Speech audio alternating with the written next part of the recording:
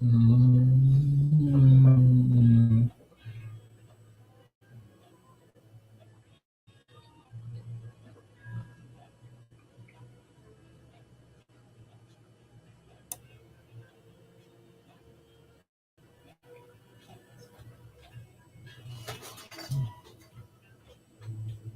Mm. Mm.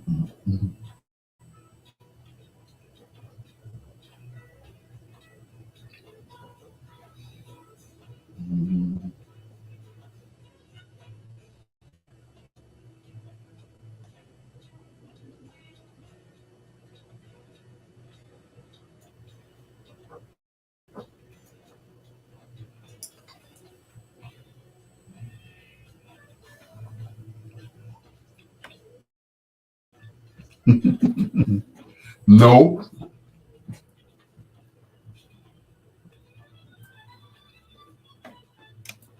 Good evening and welcome to Bedtime Stories, the show designed with the lovers in mind, where we put you to bed but never to sleep with the greatest love songs of all time. Right here on WOSD Radio DB Chicago, WDLB Indianapolis, and WRLNradio.com. Your home for today's R&B and throwbacks.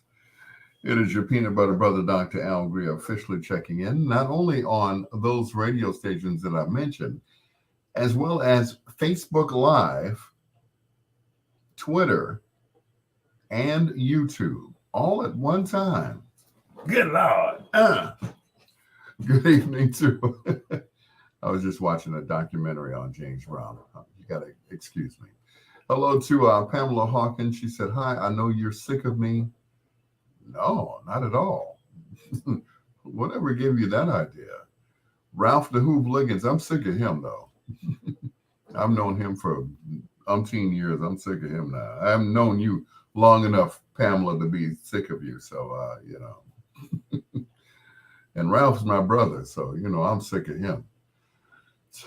Don't forget, coming up in our last hour, we do a little thing we call foreplay. That's four songs by one of your favorite artists or groups, male or female.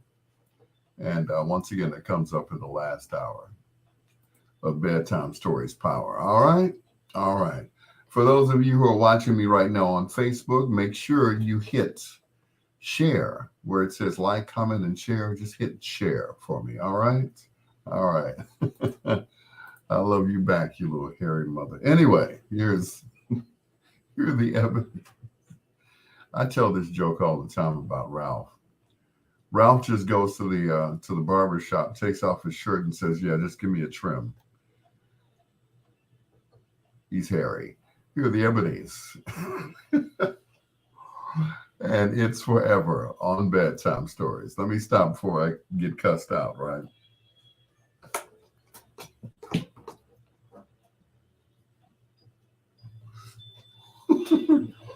Just take off his shirt and say, "Yeah, just give me a trim."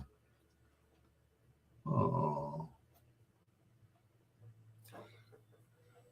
Hit it, guys. Forever. Well, that's how long I'm gonna love you. Oh. It's a shame he has no hair on his head, but it's all on his back. If you could like take some of that, and then put it on. No, you'd have like an afro, man.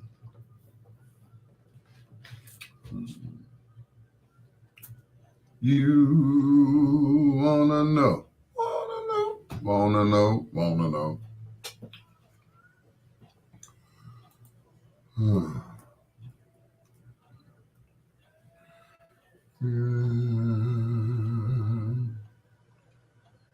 Ooh, ooh, ooh, wanna know.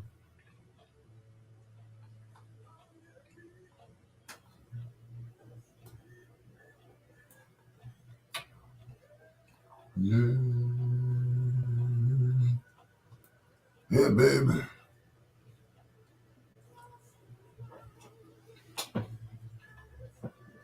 Pam Hawkins. Sick of you now. Hell, I've only seen you twice. The first time you picked me up in a lift. I've only seen you twice. No, I ain't sick of you yet. Trust me. You'll know when I'm sick of you. Trust me. hmm Just ask Miss Gayton. I had to block her. I'm like, girl, don't tell me what to do. I'm like, bless your heart. You think you could tell Al Greer what to do? See, that's when my ego kicks in. So you're not stalking me? Pam, you could never stalk me, sweetheart. You could never stalk me.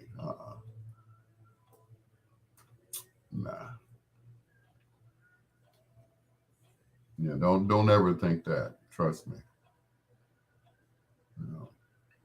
So I went to Walgreens today, and you get to the checkout counter. You say you way too busy to stalk me. I know that's right. And I'm way too busy to get stalked. It's like, catch me if you can. So I was in Walgreens today, right? At the checkout counter. And you know how they have all the, tobacco behind the counter, cigars, cigarettes. Um, so I was going to buy a pipe,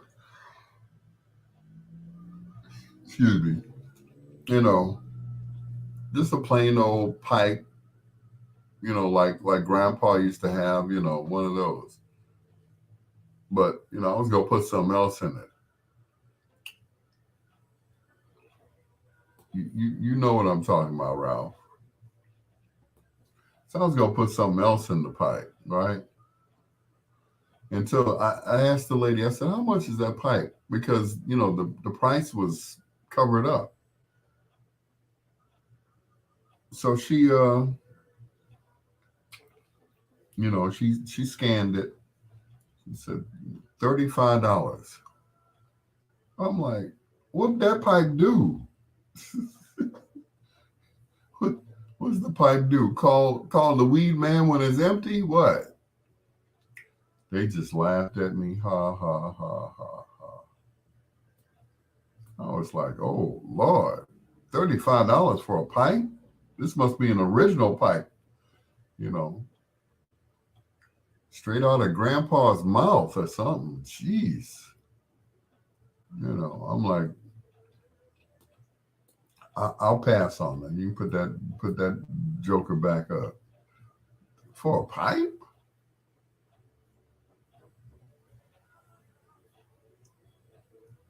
I said, oh no.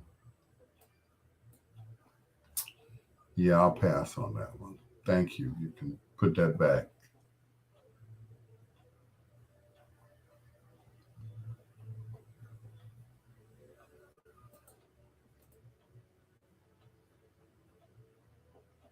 Mm-mm.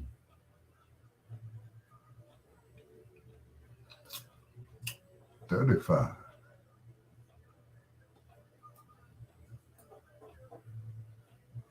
Whew.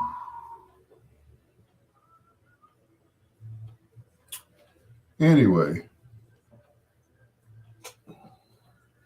it seems like every time I go into Walgreens, I run into somebody that I know. And of course, I did. This time, I ran into DJ King George, and I guess his girlfriend, whom he never introduced me to. I'm like, I ain't mad at you, bro. I wouldn't have introduced her to me either.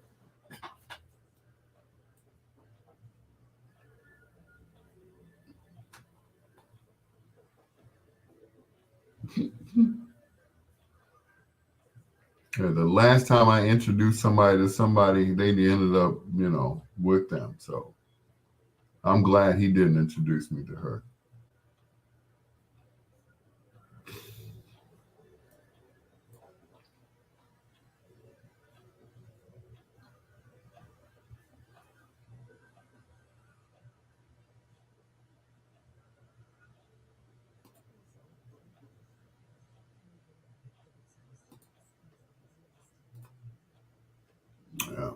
Anyway, Pamela, with your electric car and stuff.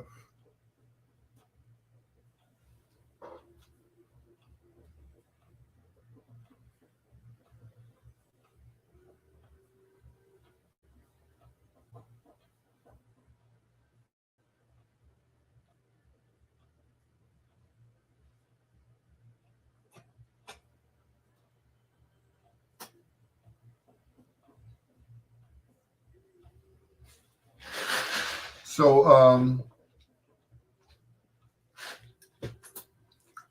did you all hear about Jamie Foxx?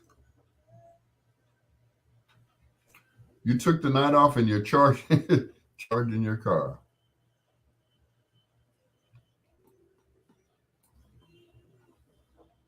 Now you know that sounds funny, but I know you're real serious about that. But it just sounds funny. Good evening, Ronnie. You know, it's funny to say, I'm charging my car. I'm charging my phone. I'm charging my earbuds. I'm charging my car. You don't know how funny that sounds, right?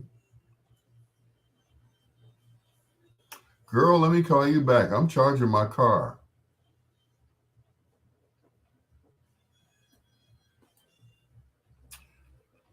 Which would be interesting because, we lie all the time, don't we, Ronnie?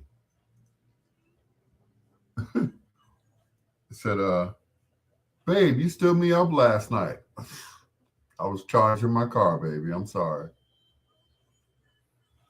Said, Ninja, stop lying. I had to charge my car, baby. I'm sorry.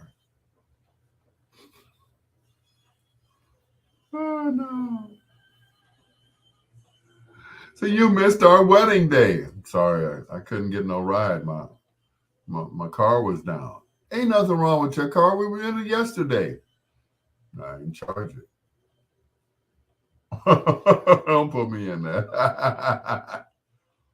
Oh no. Um, you missed your son's graduation. Why? You charged my car. Shoot. Sorry. Forgot to charge the car. You ain't forget nothing. You just didn't want to be there. I ain't charged the car.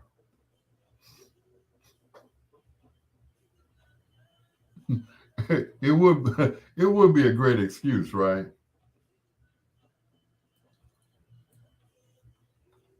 I forgot to charge the car, baby. I'm sorry.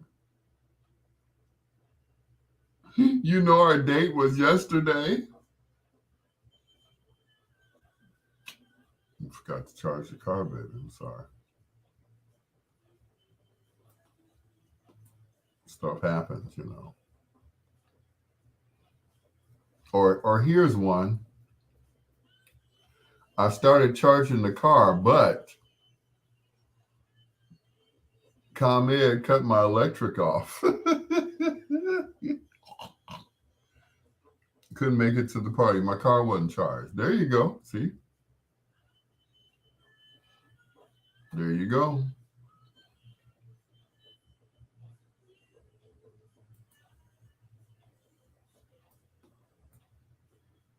Sorry.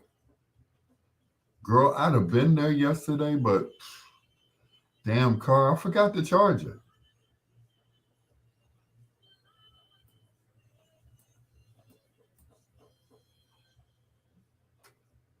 Yeah, right. No, for real. I forgot to.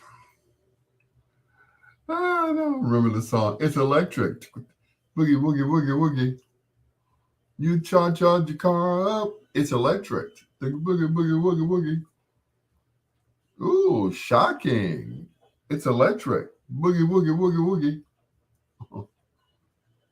You sure got the boogie. Forgot to charge my car up. It's electric. Boogie, woogie, woogie, woogie. Sorry.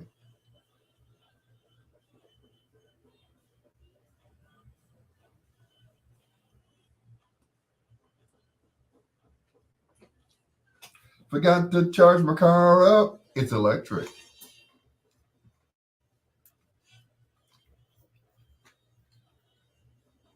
Right. There were no charging stations. Sorry, babe.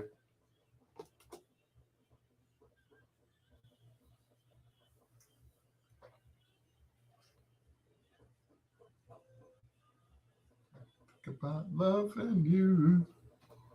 Earth, Wind, and Fire.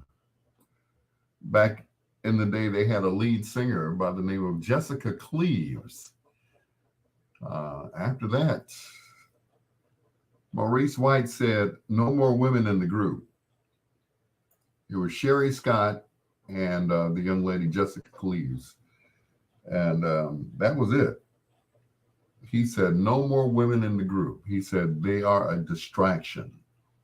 So there you had 12 guys standing up there with their shirts off. Yeah.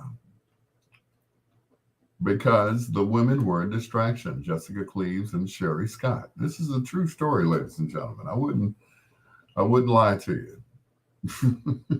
It's your peanut butter brother, Dr. Al Greer. Uh, I'm teasing Pamela Hawkins because she has an electric car. So I'm like, you could think of so many excuses. We lie all the time, right, ladies? That ninja lying. It's like, babe, I didn't charge my car. I'm sorry. You missed our date. Couldn't find no charging stations. Mm-hmm. Okay. Or the extension cord wasn't long enough to reach outside to charge the car. Mm-hmm. Okay. Ronnie said, lightning came through the roof. you know, you can't drive an electric car in the rain, baby. I'm sorry. All kinds of excuses, fellas. Like we need more excuses, right? You stood me up. Forgot to charge the car last night.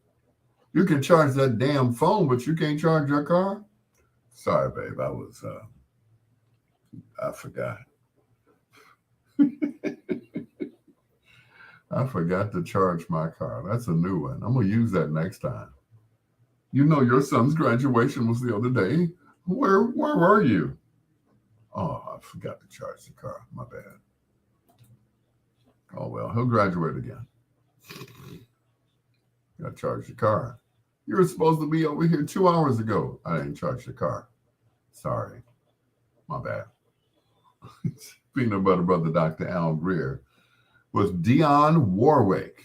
This is Deja Vu on Bedtime Stories.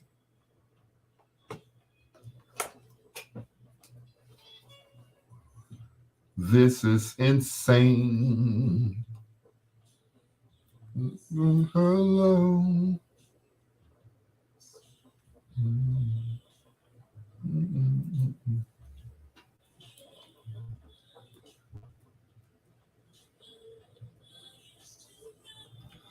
Long ago. Deja vu, boo boo, boo boo.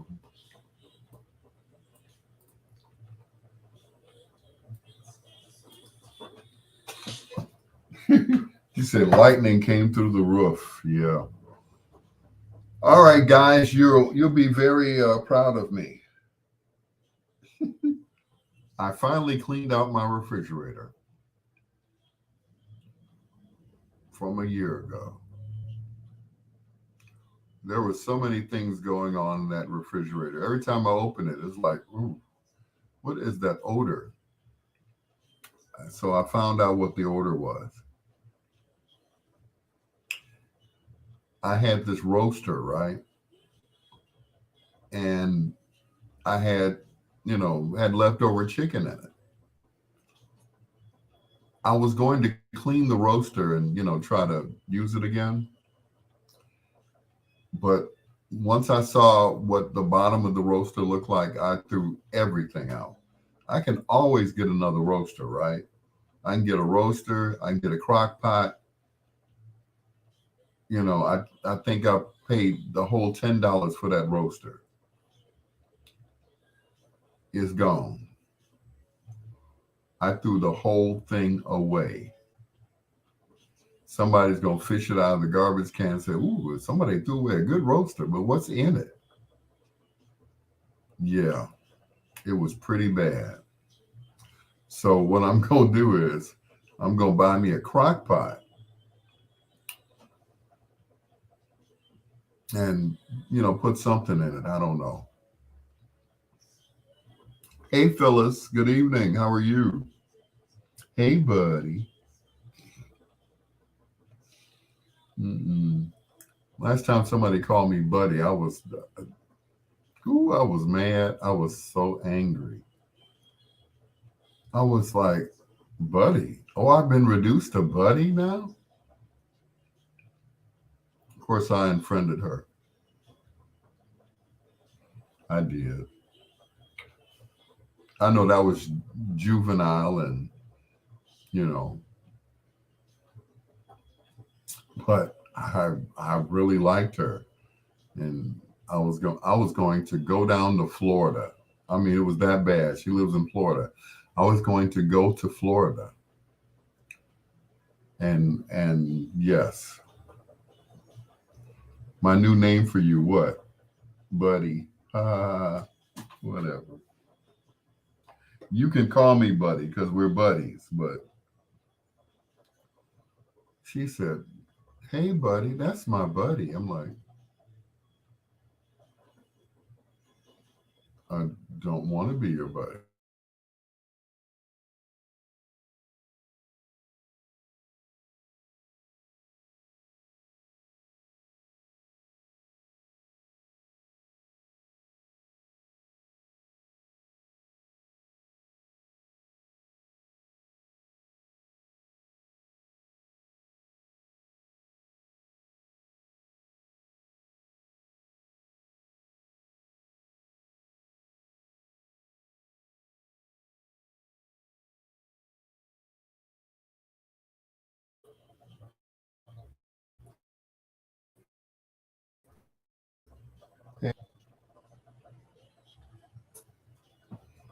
Mm-mm.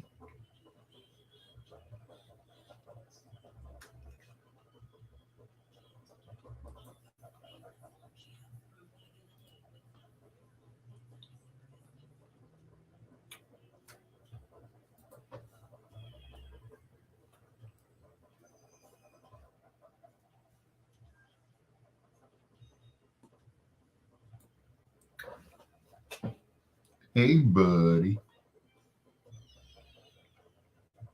It's so bad I can't even remember her name now. That's how bad it is. She called me buddy. It just broke my heart. Man, you you just don't know. See, ladies, I got to tell you this. I'm probably the most. Uh, is that Al Greer? Did Lori Lightfoot grow a goatee? Ha ha ha! That's funny. I am probably the most sensitive man that you'll ever meet. I cried weddings. I cried funerals. Definitely cried burials. I cry at christenings.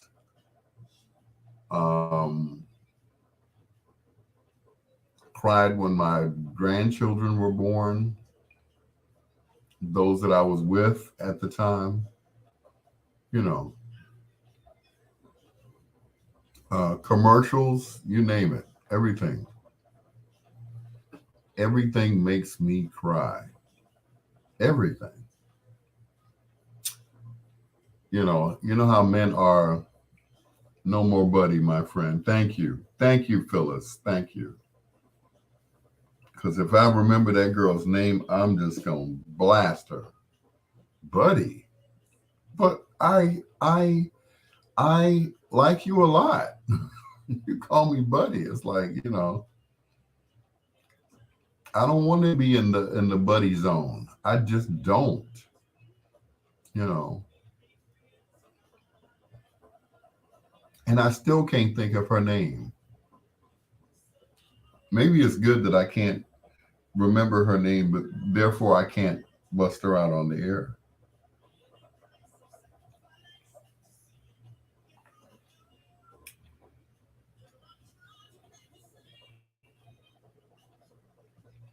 But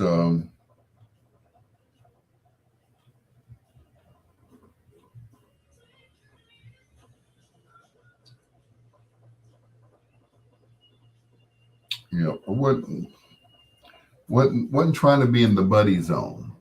Yeah, she wasn't important. Oh yes, she was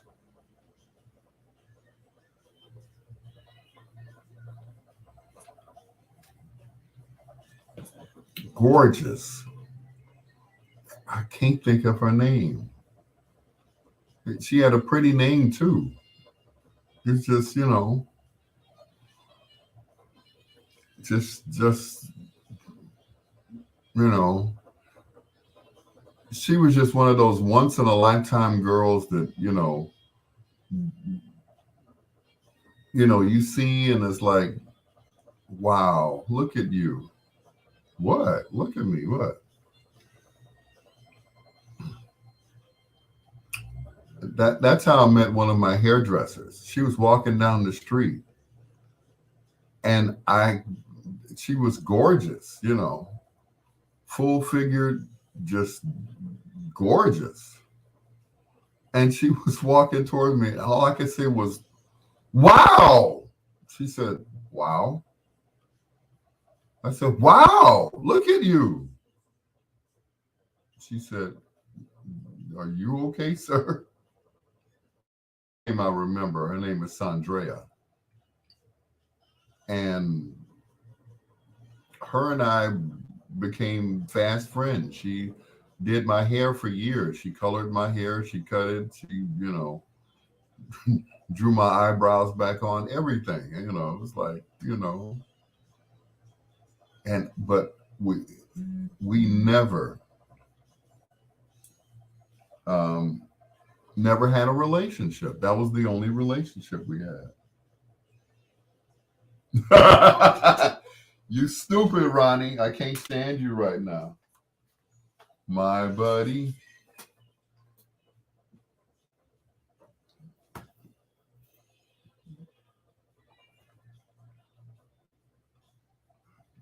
Yeah, yeah.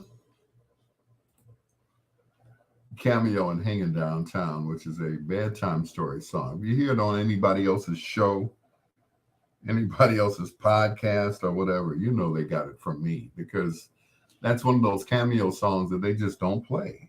They don't play it anymore. You know, Ralph plays some cameo songs that I forgot about on his show on Wednesday and Saturday mornings whenever he does a show. But anyway, backhanded compliment, right? It's your peanut butter brother, Dr. Al Greer. This is Bedtime Stories. The show, not peanut butter buddy, peanut butter brother. The show designed with the lovers in mind, where we put you to bed, but never to sleep with the greatest songs of all time. Yeah, I said buddy for a reason. And I, shouldn't do that unless I let everybody in on what I'm talking about. There was this lady that I was madly in love with. I was turning flips and stuff when I got back in touch with her through Facebook and was going to go down to Florida, which is where she lives. And I was going to find a job in Florida. I said, well, there are iHeartRadio in Florida. I can go down there and work, right? I mean, I had it all planned. I was going to give my apartment to my son. I said I would, I was going to help him pay half the rent, leave him a car, that whole thing. I mean, I had it all planned. I'm like, I'm out of here. I'm going to Florida. And she came into town, and I was like, oh, I'm going to see her now. We're going to hang out. We're going to get together. She was on a book tour, and the book tour, of course, didn't include me. I was like, oh, okay, all right, that's cool.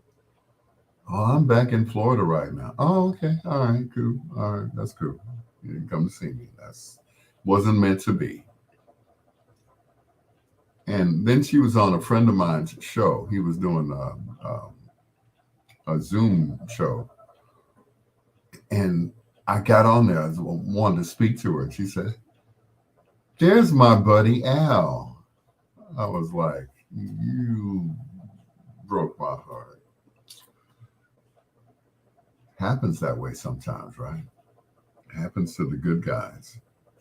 Those Ike Turner guys out there, they keep their women. You know, they beat them, I treat them. I'm just saying. Here's the time featuring Mr. Morris Day. Gigolos get lonely too.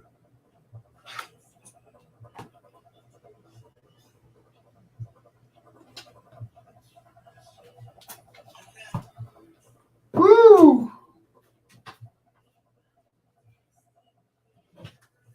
Everybody needs stimulation.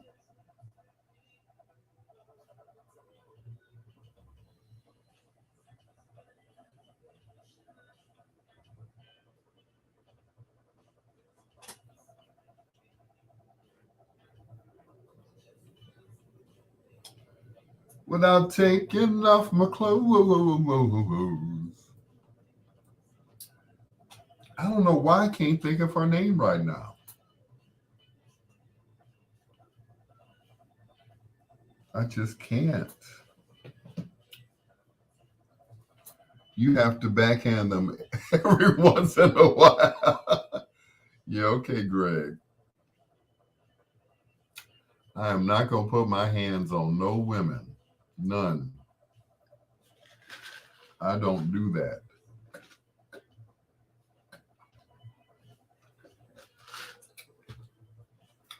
That is not my style.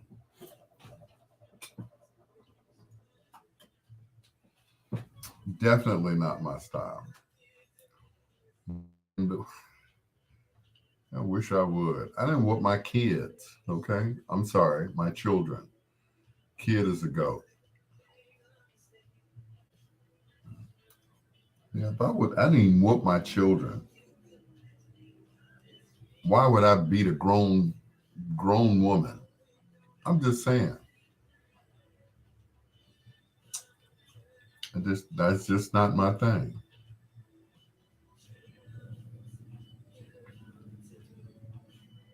We call it gorilla pimping. Gorilla pimping. Uh, let's talk about this weather, shall we? Saturday was 80 degrees, right? Give or take a few degrees. Sunday morning, it was like the temperature dropped. I mean, it dropped like panties on prom night. It just dropped. My sister knows about that, Angie. But anyway, dropped like panties on prom night. So for the past few days, it's been like 30, maybe 40. Tomorrow's supposed to be 80 degrees. 80. I'm like, okay.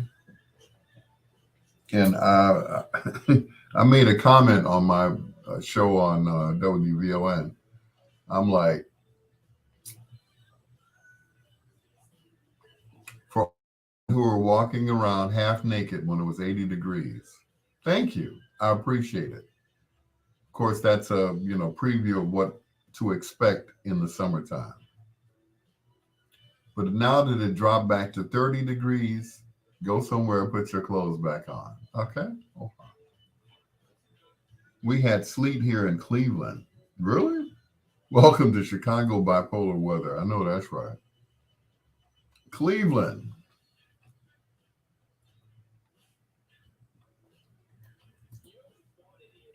Yeah.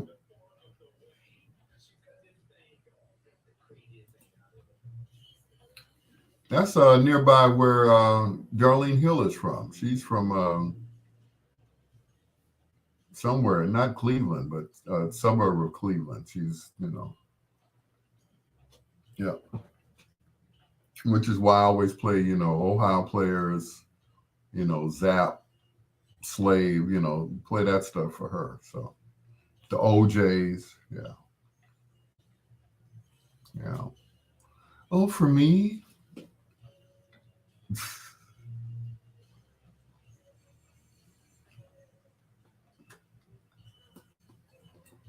she she is what you call when you were a kid. There was always that one girl that you know was a tease. It's like, I'm gonna get her. I'm gonna get her, and she lets you get so close. It's like, no, no, no, no, no, no. You be like getting ready to kiss her. You had your eyes closed and stuff. You be like,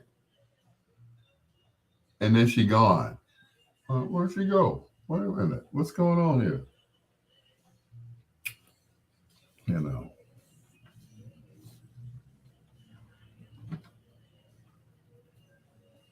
But some women are like that. Some women can not be in a relationship, whether it be a social relationship or a sexual one. Some women, they don't need sex. I don't know how that happens, and I don't know how they fix their minds not to have sex. I'm like, oh, I don't need sex. I'm like, don't?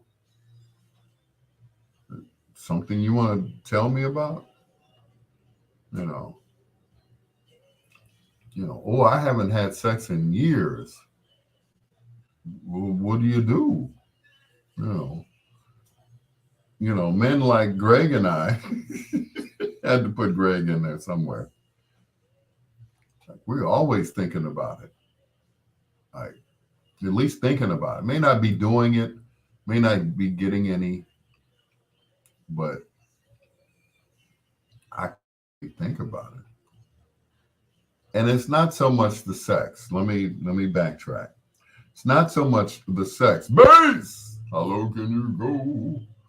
It's not always the sex. It's, to me, it's the intimacy. Why I can just lay next to you and, just spoon, cuddle. Of course, with my penis inside of you. But anyway, it's just a joke. Joke. Just in case my daughter pops up. You're like, Daddy, let me have no fun. Anyway, like I was saying earlier about the young lady Sandrea who did my hair and everything. One night, she was just frustrated, and she called me. She's like, "Can I come over there and talk to you?" I was like, "Sure." So, last thing on most women's mind. Yeah, I know, right? So Sandrea came over to my house. I said, "Would you like to spend the night?" Al, now I said, I know I know about my reputation. I've had my share of fooling around, but everybody needs them anyway. Mine just happens to be all over town. So she, I said, I tell you what, we'll sleep in my bed and with our clothes on. She said, "You sure?" I said, "I just want to be next to you." And that was it. Hey, Bree, too much information. So we slept next to each other all night. Nothing happened. She woke up the next day. She said, "Thank you. You're a true gentleman. You prove that chivalry is not dead." So she was one of those that got away, you know. But to this day, we can, pick up where we left off, and that's being friends. And that's it. Yeah. Bree, that's Lawrence's mommy. Glow Ada. That's Lawrence's mommy. Lawrence and Rick. Don't forget Rick. Broderick. Oh, did I tell you, Glow? Your sons picked me up the other day. One picked me up to go to the mechanic, and the other one picked the car up to take it to the mechanic. Yeah. Yep. My boys. Mhm.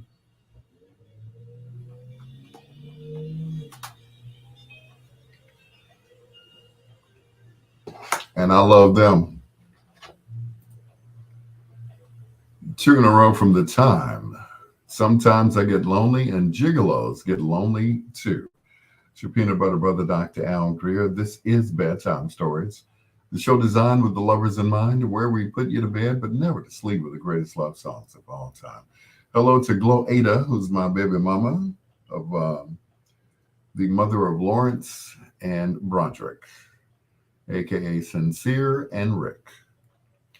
Yep, they picked me up the other day to take my car to have it fixed or at least looked at by the mechanic. And I think I got a good deal on this car. You know, I've had vehicles before, and I was just so frantic to drive them, especially my van. I paid $300 for the van. What was wrong with it?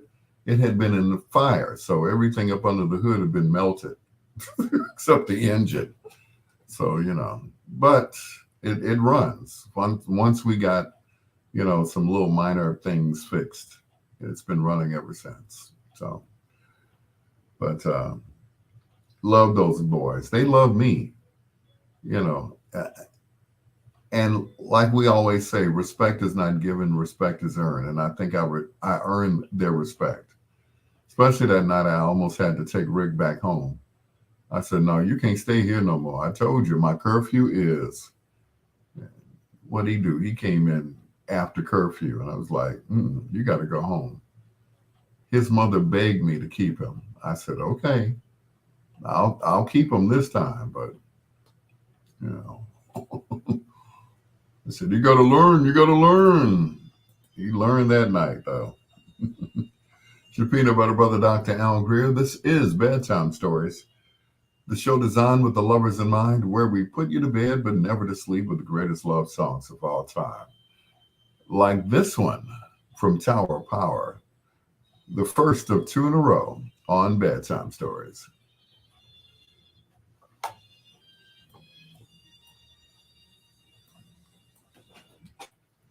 Uh,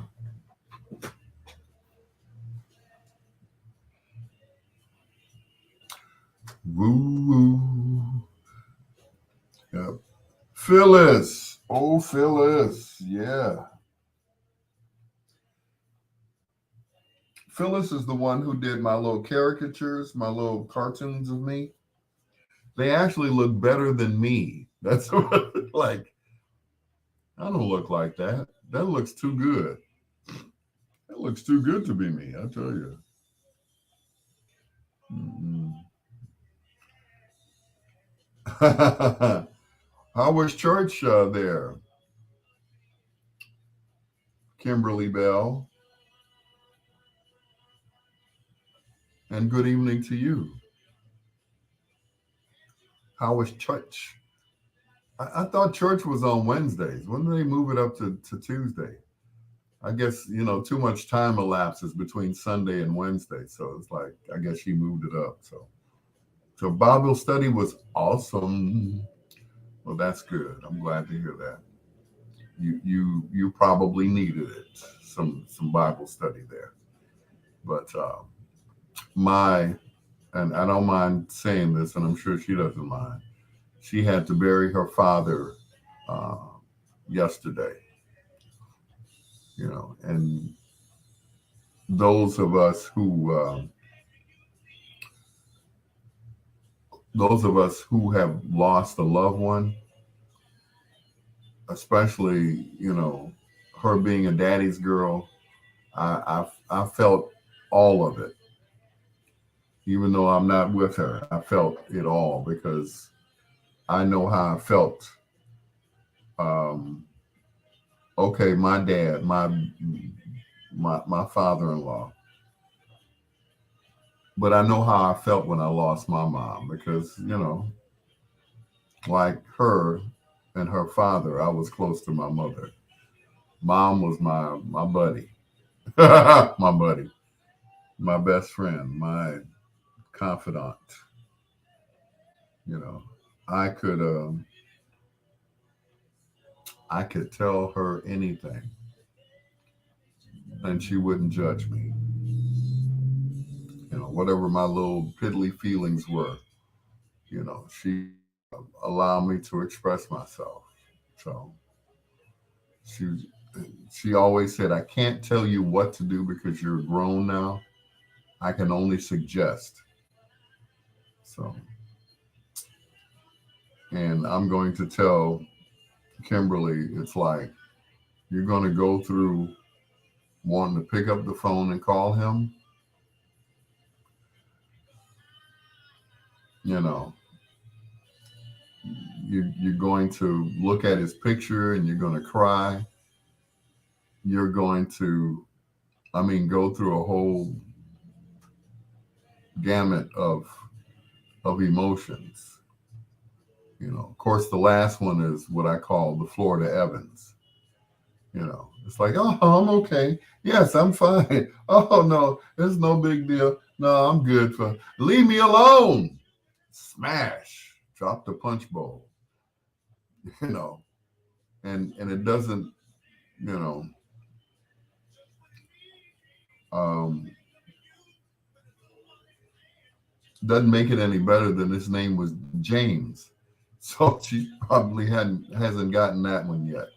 Damn, damn, damn, James. Yeah, that's when you lose it. You know, I was watching the Sopranos one night. I was just doing the marathon of the Sopranos, and uh, Anthony Jr. saw a bear in their backyard, and he yelled, "Mommy!" And I think I lost it then. I lost it because I was like, "Yeah, mommy!" And I just broke down. I said, "I miss my mama so much. I miss her so much. I miss her so much. I miss her so much." And I couldn't do nothing. None of that. None of that would bring her back. So, but yeah, hmm, you definitely have our deepest condolences. You know, I know uh, how what he was to you. I mean, he was your dad, yes. He was your father, yes. You know, he was uh,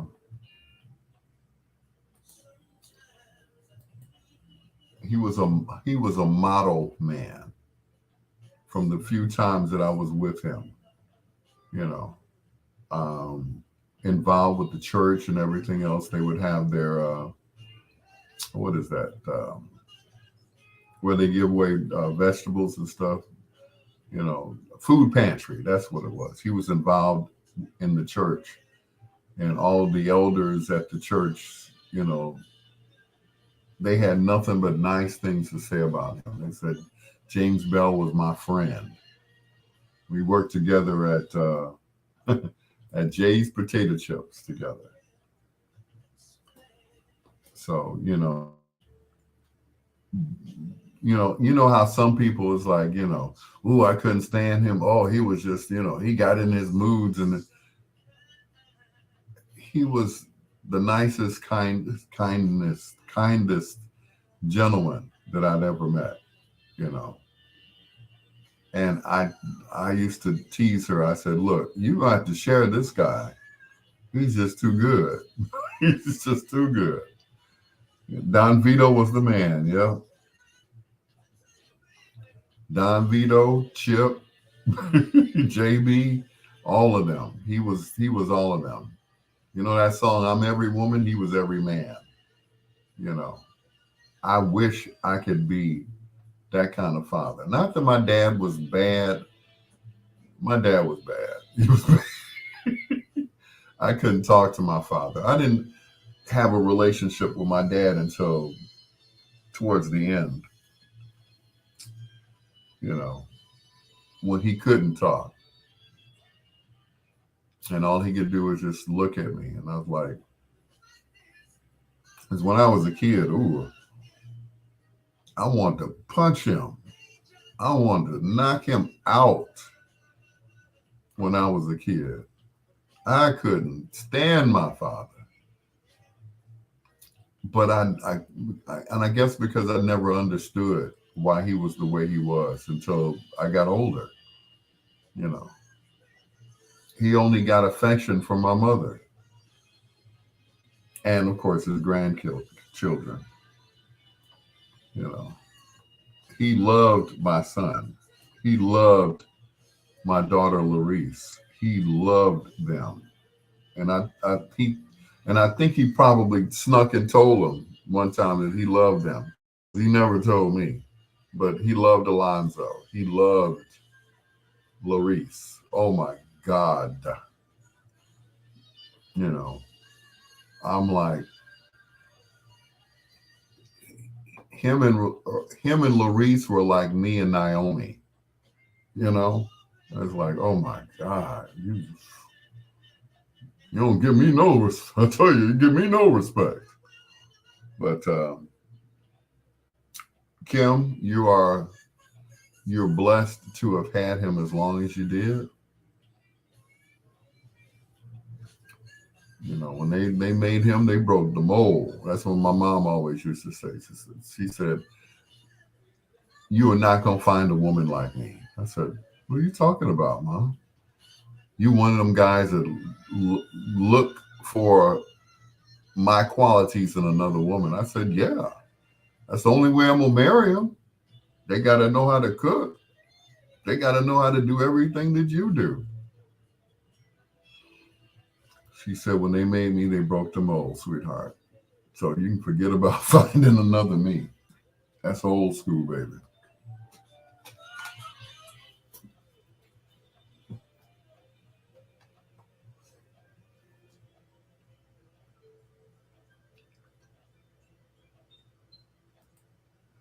That is a beautiful song. Tower of Power featuring Lenny Williams, Willing to Learn. And before that, So Very Hard to Go from Tower of Power, also featuring Mr. Lenny Williams, Mr. O. Anyway, it's your peanut butter brother, Dr. Al Greer. Thank you so much for joining us here on Bedtime Stories.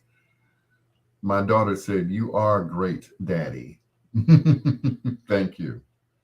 Thank you. And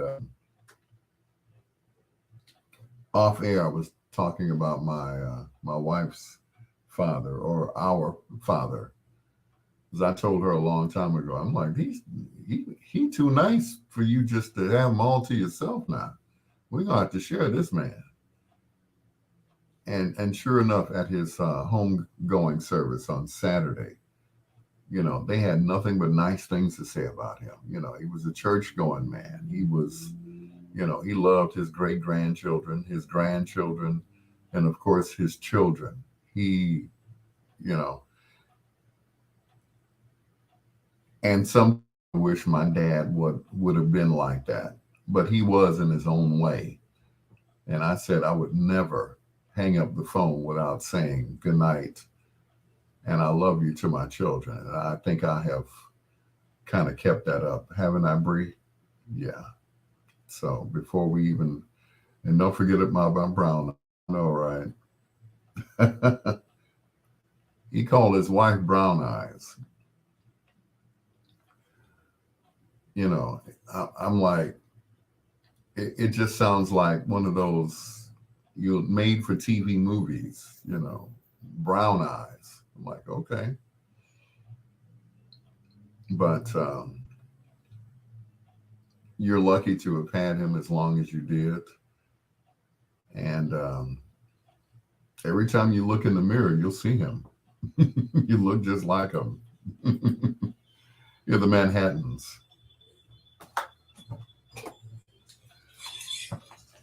And his brown eyes, yeah. And your brown eyes, yeah. Edward T. Bell, what's going on, sir? You said always interested in your thoughts. Sometimes, sometimes I think that I'm rambling, but you guys hang on my every word, and I appreciate that because it's kind of therapeutic. Seems though I have no one to talk to. It's like, okay, you guys gonna listen to me? Okay, cool. All right. But I appreciate it. Thank you. Um, thank you for listening to me. Because, like I say, I have co-workers and everything else, but you know, I think maybe one or two of my co-workers open up to me. The rest of them, they just tolerate me. The girl I bought the car from, she just hates me because I'm there. I don't think she would ever say, there's something I need to tell you, Al, that I wouldn't tell anybody else. Now, there's a young lady who works there, and both of us are Capricorns. So we kind of feel each other out. And today I was at work and I was on my way to the washroom, and something told me to stop and ask her how she was doing. She said, "I'm fine." I said, "No, you're not, else I wouldn't have stopped." So um, she almost broke down, but I was like, and I told her, like I always tell my children, I said, if it's anything that you want to talk about, anything that you can't talk to your mama about, you can tell me, you know, and I won't judge you. Mama, on the other hand, that's another story. She's going to have her opinion about everything. I keep my opinions to myself unless they're asked. So, not this, not just that. I've been trying to work out my stuff. I hear you. Another bad creation. Well, they'll be superstars for decades. Thank you, Troy. I forgot about them. Anyway, but even at work, you know, I I extend that to my coworkers. If there's anything you want to talk about, hey, you know, Lady G. So, but back to you, Kim, sweetheart. It doesn't get better. It gets different. It gets different because those things that I mentioned earlier, you know, the days where you all drank coffee, um, all those things that you all, riding him around and everything else, you know, you'll have those memories. You will have those memories. And those never go away.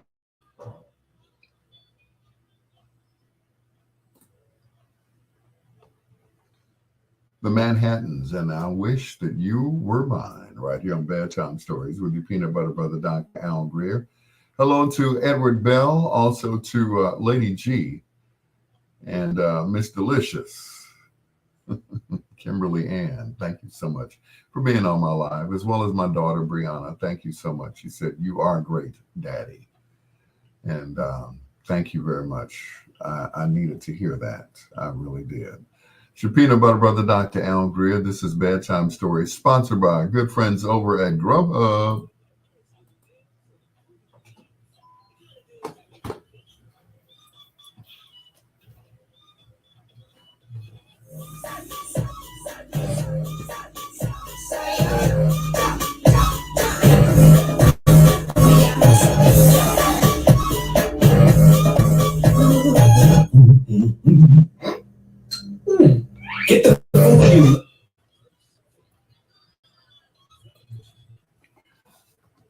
again, Grubhub is a proud sponsor of Bedtime Stories here on WOSD Radio DB Chicago, WDLB Indianapolis and Chicago, as well as WRLNradio.com, which is a Ray Neal media station. It's your peanut butter brother, Dr. Al Greer.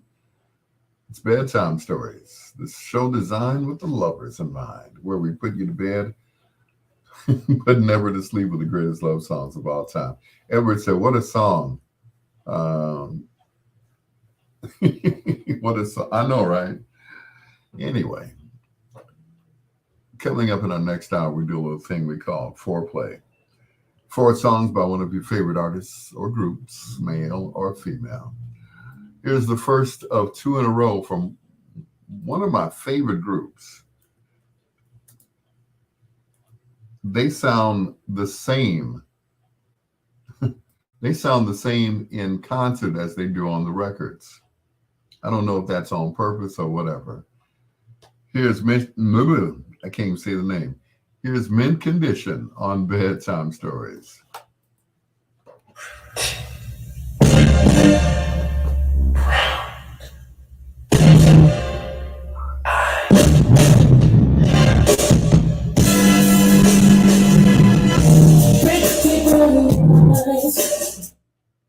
All right, that's enough of that. Meet me.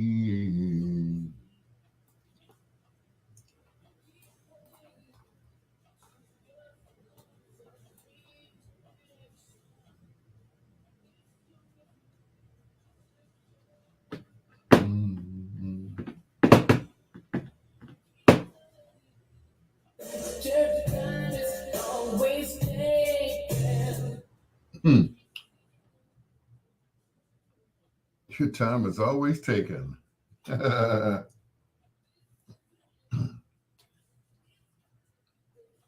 Inside you. Dun, dun, dun, dun, dun. Splat, splat. Keep breaking my heart. I'll be back, guys. Talk amongst yourselves, all right? Edward Bell, Kimberly Bell. Y'all might never know.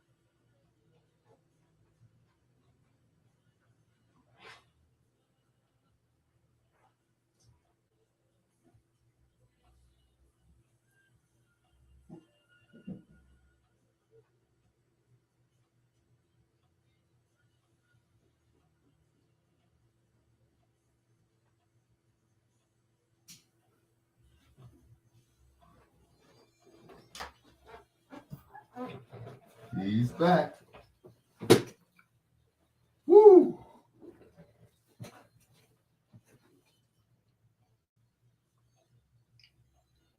Queen shouldn't swing, if you know what I mean. Whew.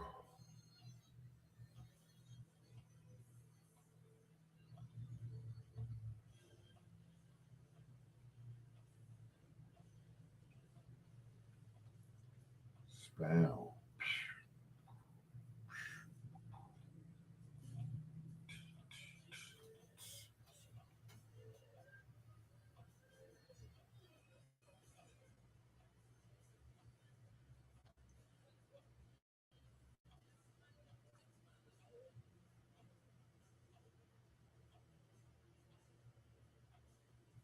Do do do do do.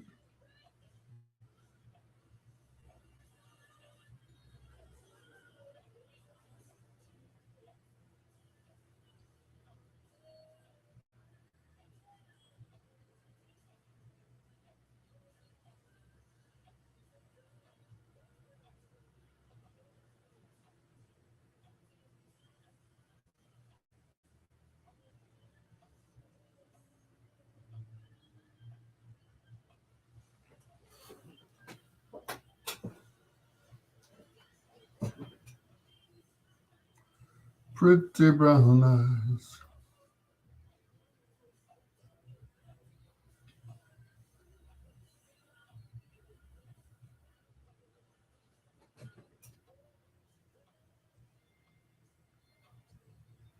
Sing, Stokely.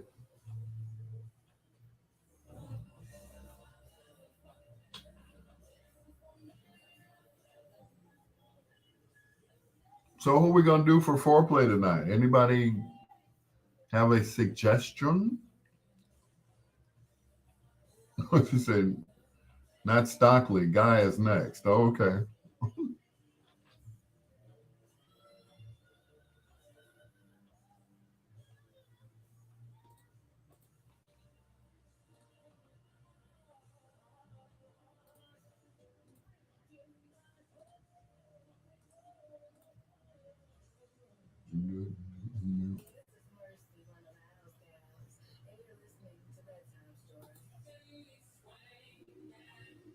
You send me swinging. George Benson. Good idea. That's a good one. Thank you, Ed.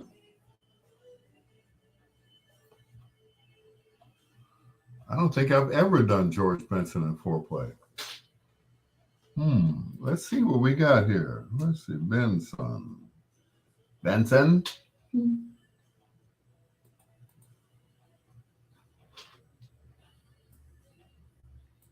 Oh, yeah. Oh, yeah.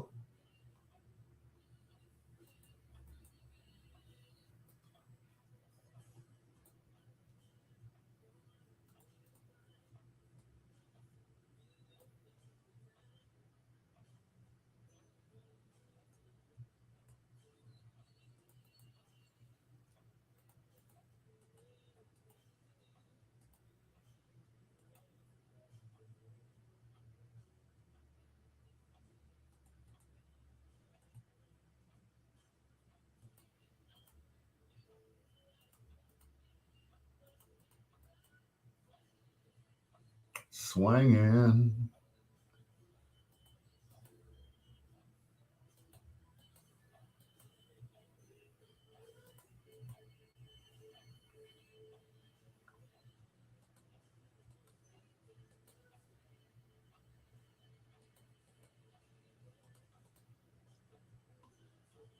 Yep, I think we can do George Benson.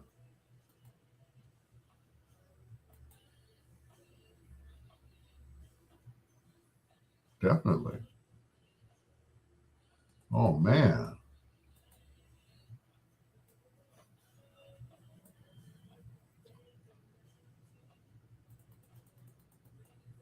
Now I don't know which ones to play.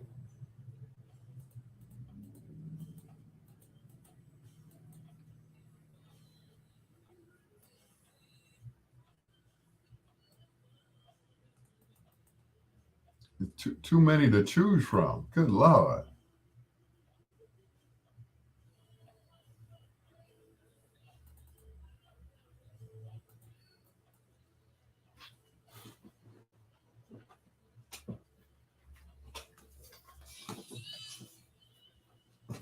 I'll wait for the day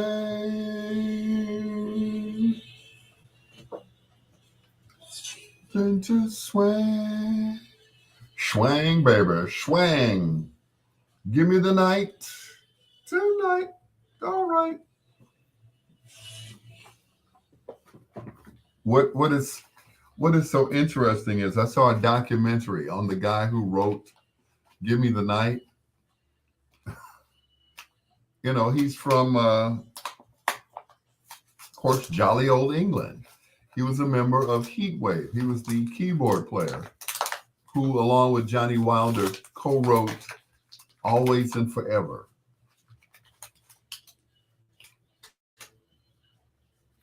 Rod Temperton was his name. Um, and Rod was, he was a white guy. I don't know what that had to do with anything, but all the songs that he wrote were very soulful songs. Burn This Disco Out, he wrote that. Uh, Give Me the Night for George Benson. The entire album, almost entire album of Off the Wall. I'm like, and get this, the songs that Heatwave didn't want were given to Michael Jackson. Now, if you listen to Off the Wall, that song could have been done by Johnny Wilder of Heatwave. If you listen to the harmony, that's nothing but Johnny Wilder. So tonight, better leave that 9 to 5 up on the shelf and just enjoy yourself. Yo, Mr. Redman, what's going on?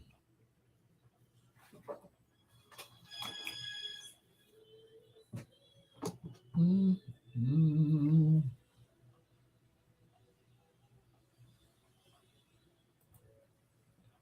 Two in a row from Mint Condition. You send me swinging and pretty brown eyes for Miss Delicious. It's your peanut butter brother, Dr. Al Greer. Once again, hello to Edward T. Bell. Lindell, I don't know what his middle name is.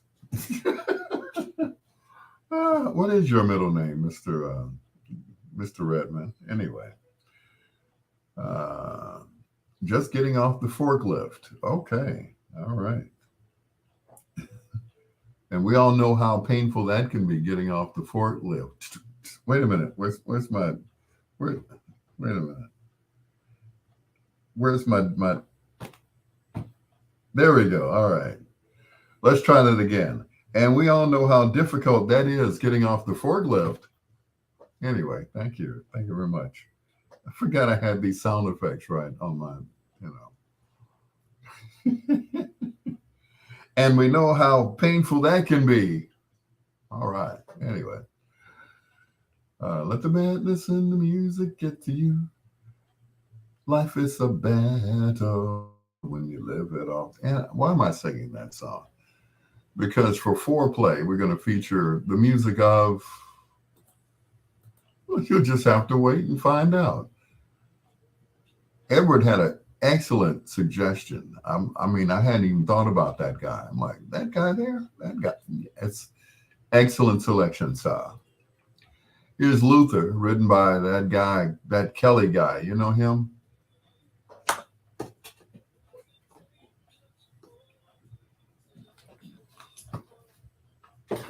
So speaking of that Kelly guy, there was a video of him. He wrote the song, what is it? Another day has come.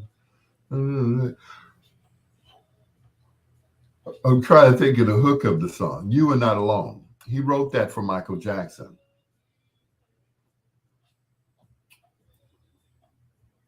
And they showed him singing this. He sang it. Peace, brother.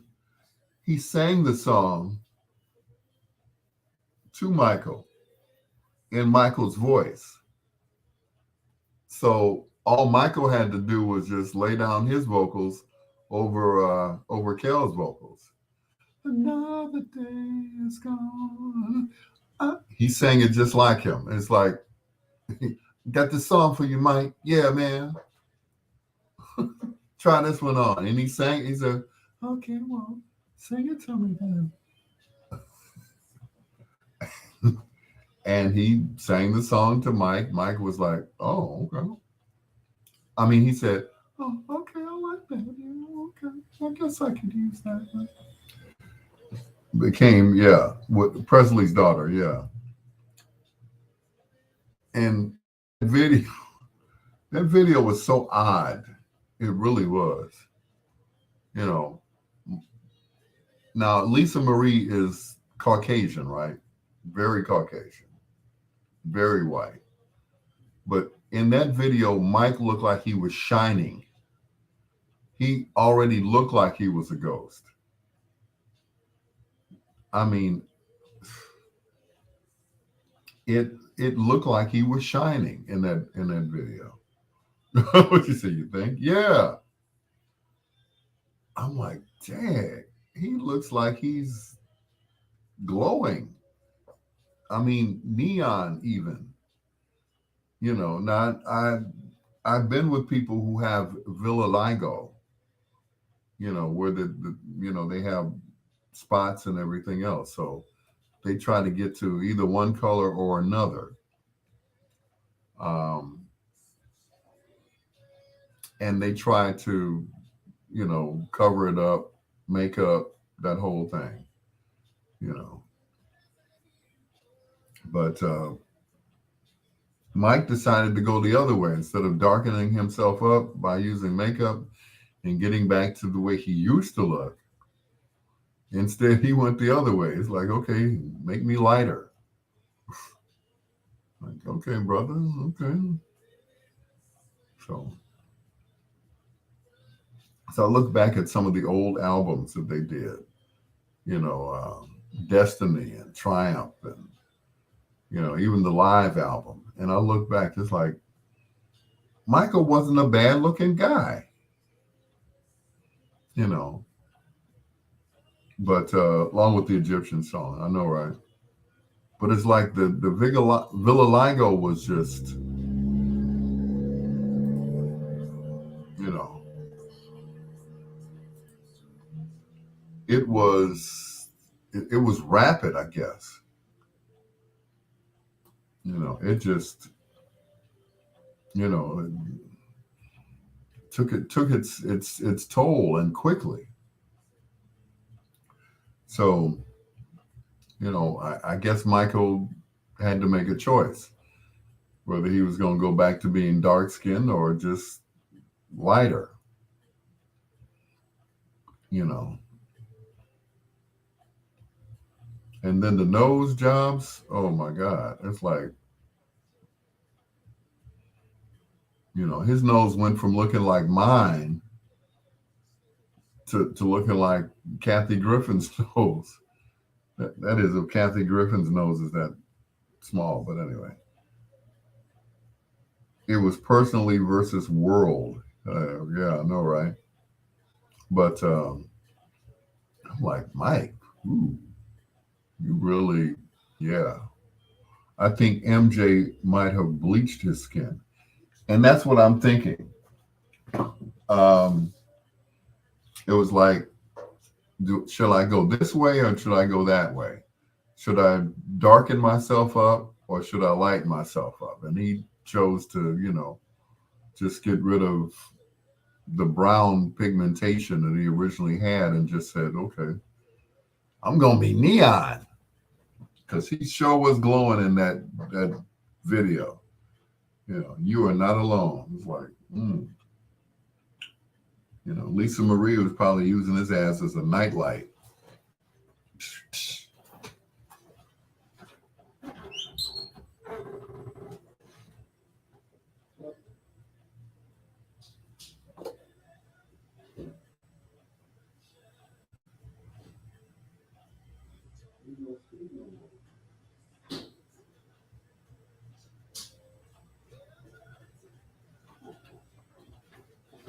You are not alone.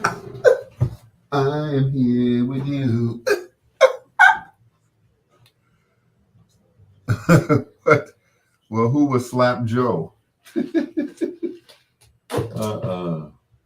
And that's just it. If you noticed, Joe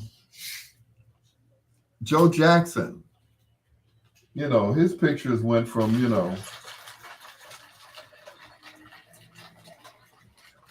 Joe had this odd look about him.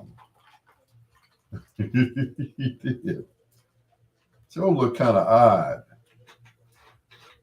you know, as he got older. He already always looked mean, like, but then he got, as he got older, he got that Guido look,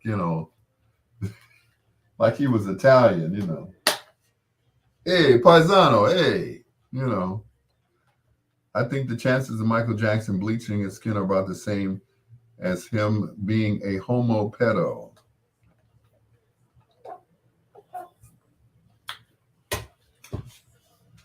Homo pedo.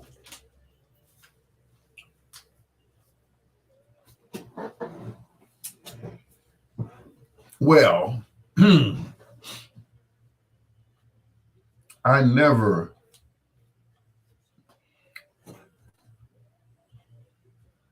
um I never thought about that. I never questioned his good Lord. I broke my mic. Make me break my mic. You know, his decisions that he made as a young adult or whatever. He was, his other brothers were, as far as we know, normal. But he had I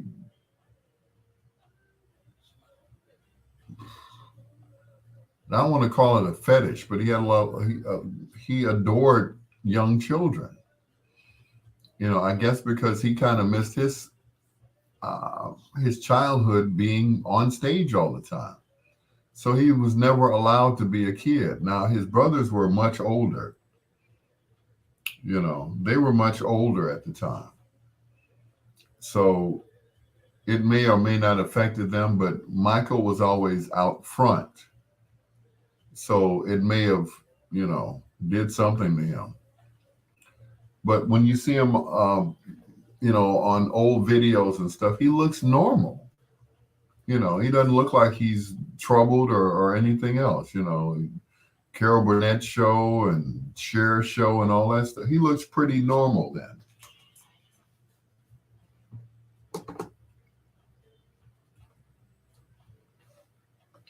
Boom, boom, boom. One of the greatest vocalists of all time, Luther Ronzoni Vandross, Body to Love.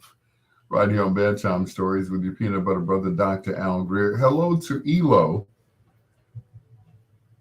We have a sort of kind of anniversary coming up on the 21st. I'll tell you about that later, all right? All right. We're talking about Michael Jackson. Speaking of celebrities, Mike was trapped in his own body. He couldn't go anywhere. He couldn't do anything, which I'm pretty sure that's why he did Neverland. So that way, he could enjoy other people coming to Neverland and kind of be a host of that whole thing because he couldn't go anywhere. Imagine seeing Michael Jackson in Walmart. He just couldn't, Walmart, Target, just walking around like do. I mean, my brother Rico can't even do it. They're like, oh, Michael Jackson. Oh, Michael's dead, isn't he? Oh, okay. All right. Who is that guy? All right. Okay. But yeah, he couldn't do anything. Prince, on the other hand, he would go to the store. He didn't care. Give me a dozen eggs, gallon of milk, and some honeycomb. Just, is this Prince? Yes, it is. And could you double bag my gallon of milk, please? Prince was just so cool. Mike had that high ass voice, Prince, on the other hand, I think you know who this is, right? Here's my buddy's Troop. All I do is think of you, right here on Bedtime Stories with your peanut butter brother, Dr. Al Greer.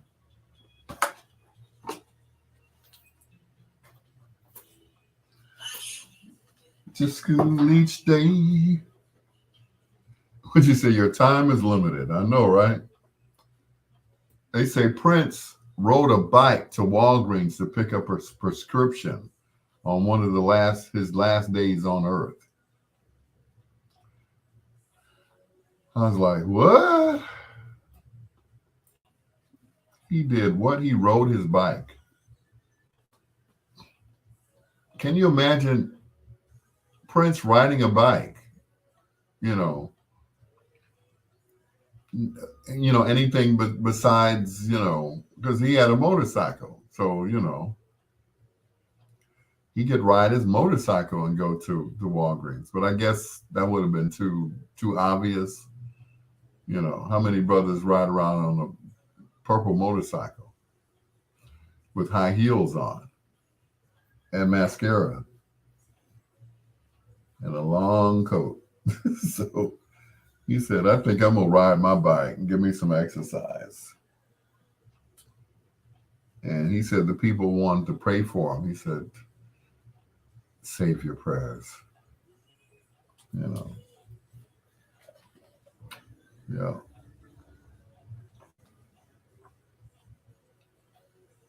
But Prince, if it's like if and when I die, my kids already know most of my passwords for my cards. It's either my birthday or, 3-4 letter words. It spells something out.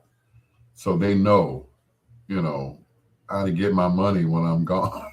When I'm gone. You know. Sir, what is your password? I don't recall. Okay, let me ask you these questions. Who's your favorite singer? Bobby Brown. Wrong. Ray Charles. No. Sir, you get one more try.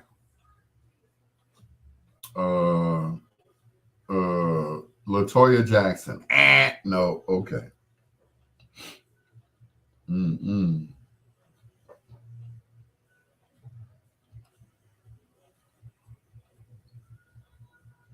His celebration is Friday. Is it Friday? Wait a minute. Hold on. Let me go to my calendar. It sure is. Yep. 21st. But see, only we know that, Ed, because you have to be a fan of him to know that. Most folks are like, what's the 21st? I don't know. Al's ATM pin is DJPU. If it were only that easy, right? Yeah. Mm-mm. True.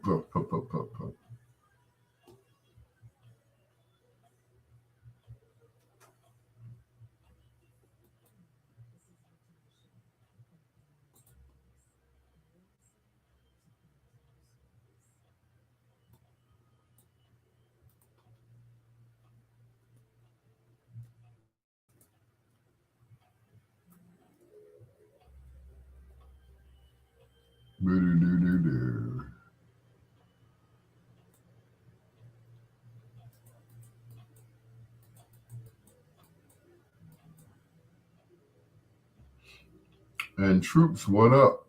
What's up? I know Troop is, they granted me an interview. Now I haven't heard them interviewed by anybody else, and they granted me an interview. I was so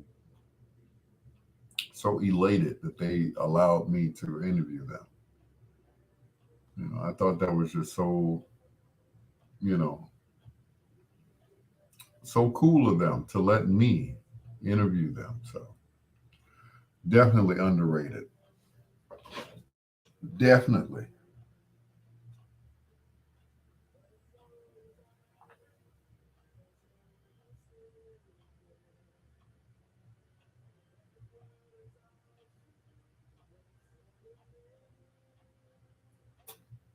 Baby, just as long as we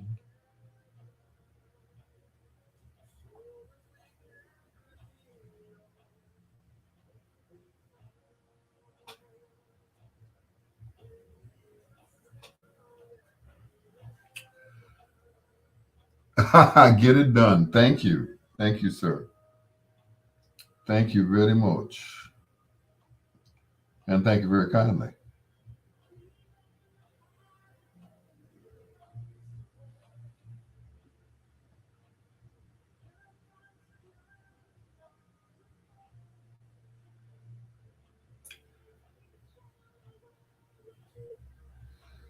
Together,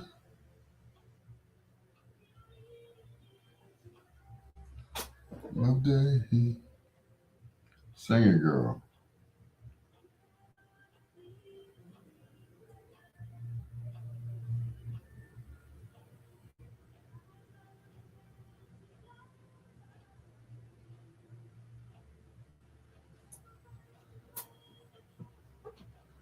Between us.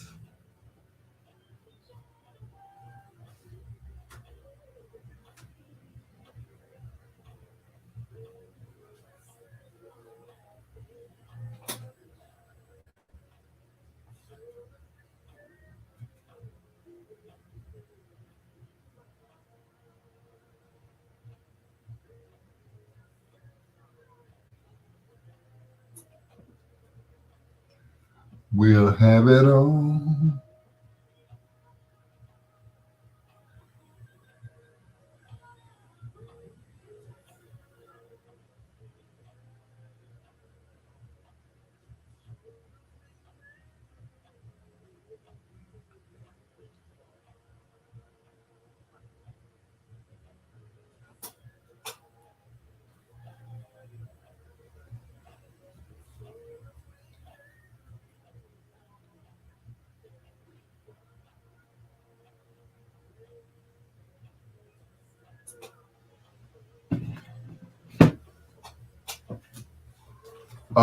Log on to WOSDradio.com or TuneIn app, radio.net, or Radio USA, and just type in WOSD. The B side of Then Came You, Dionne Warwick and the Spinners, right here on Bedtime Stories. Just as long as we have love, from the album The Pick of the Litter, I believe. Lady G will correct me if I'm wrong, but one of her favorite groups. It's your peanut butter brother, Dr. Al Greer. This is Bedtime Stories, the show designed with the lovers in mind, where we put you to bed but never to sleep. The greatest love songs of all time. Coming up in about 30, well, no, not 30, 25 minutes, we're going to do foreplay. Right now, two in a row from the baby, Nancy Wilson, right here on Bedtime Stories.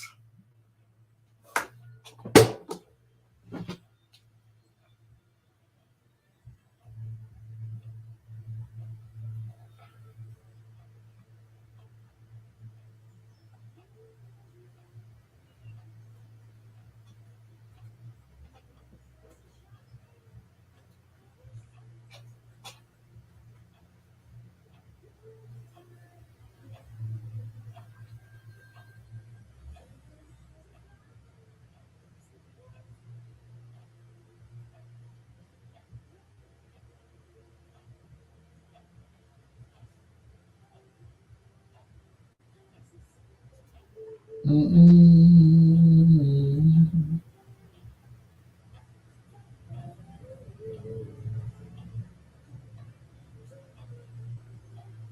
Bop, bop.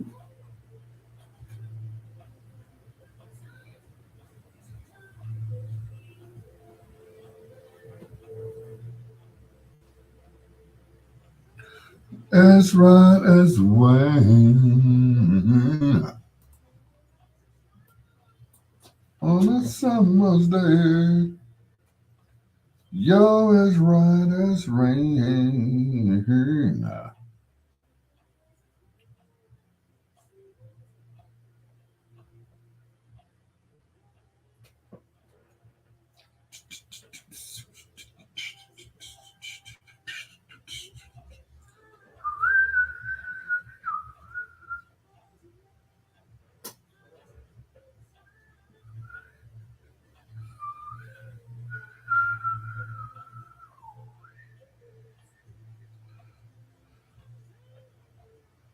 It's my head.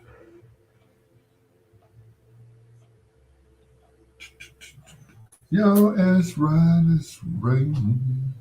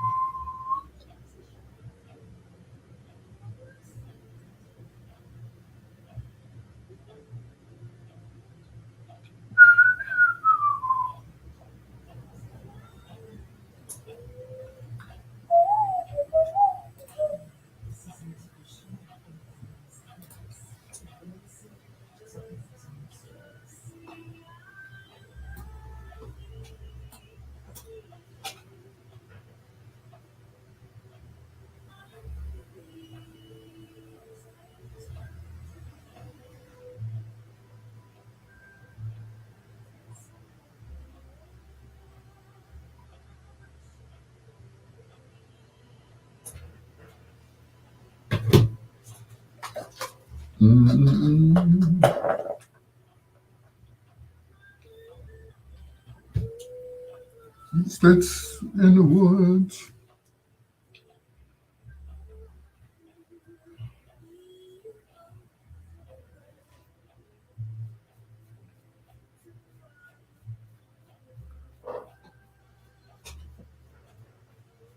For me.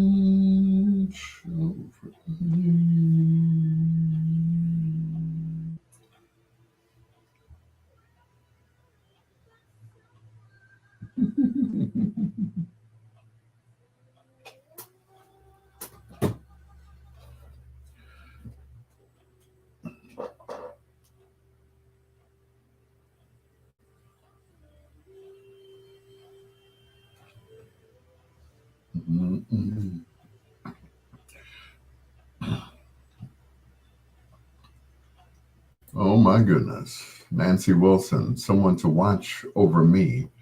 That song was played at the funeral for Purvis Spann, along with a slideshow. There was not a dry eye in the entire house.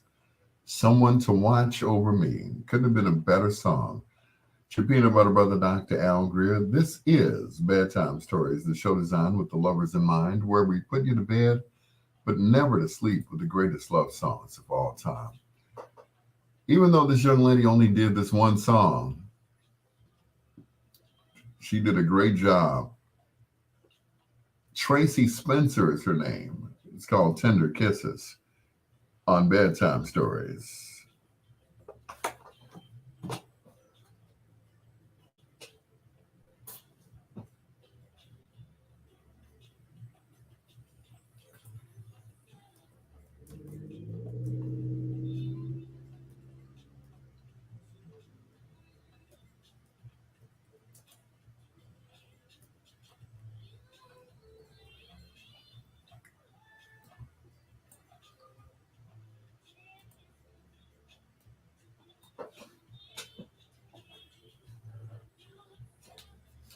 Tracy Spencer. Spencer.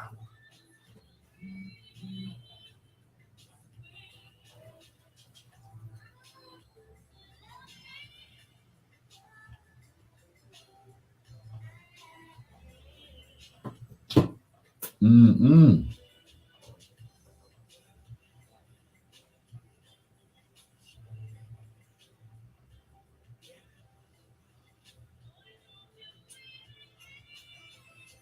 Tender kisses. Tender kisses. As opposed to rough kisses, I guess. Some rough kisses. Rawr, rawr, rawr, rawr. Ooh.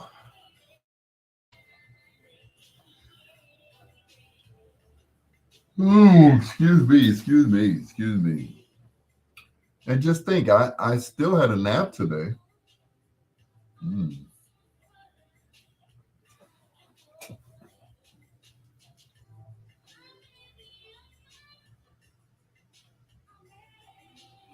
Some people like it rough, I guess.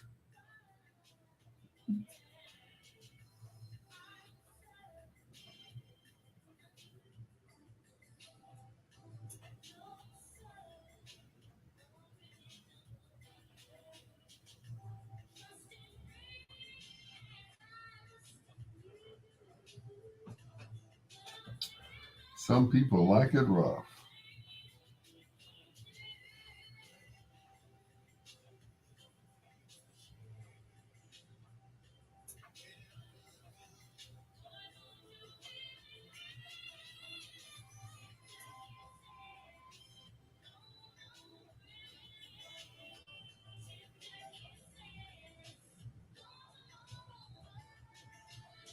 Tender kisses.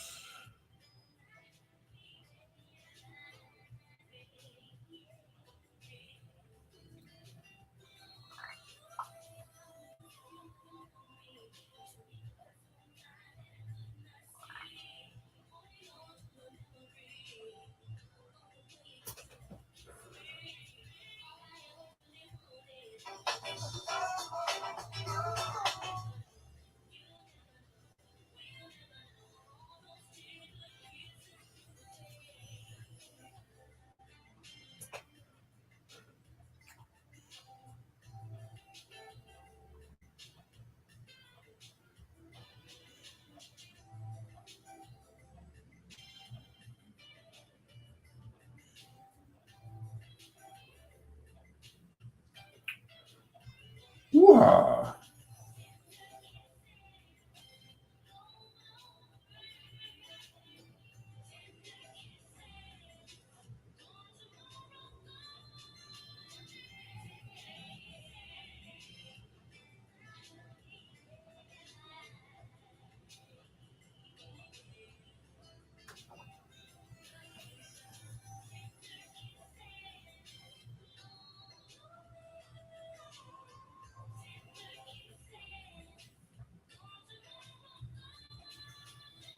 Tender kisses.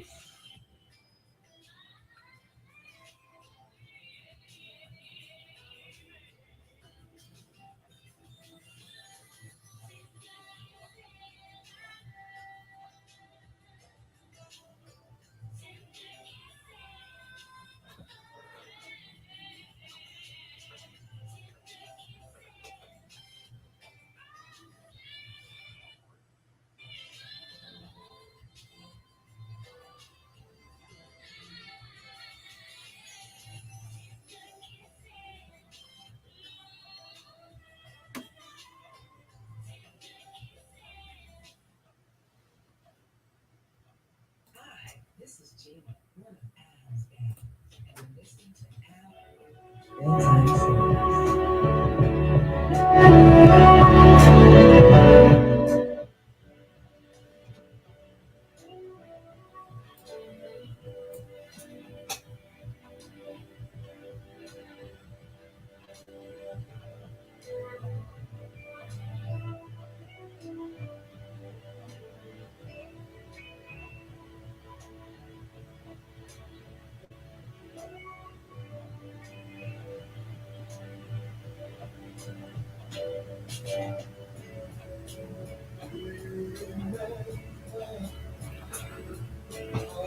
Used to be. Sneaking into the movie.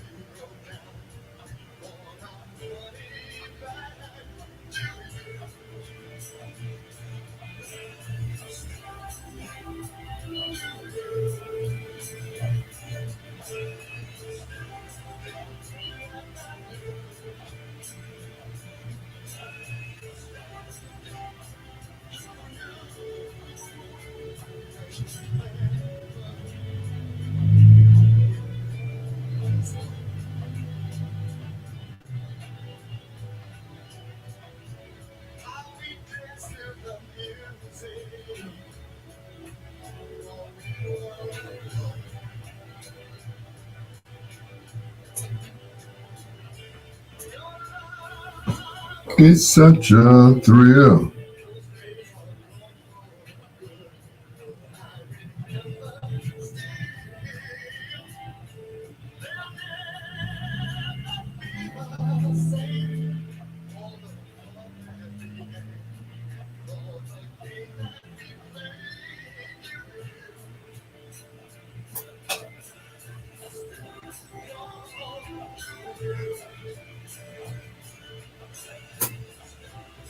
I didn't know that this song, aside from The Intruders, was recorded by Ace Spectrum. It popped up on my YouTube page.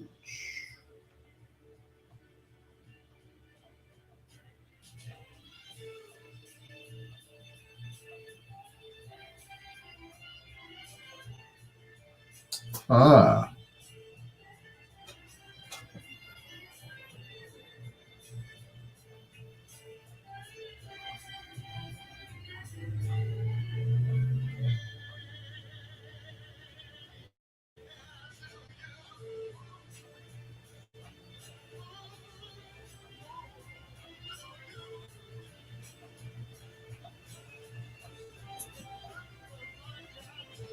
do you remember yesterday?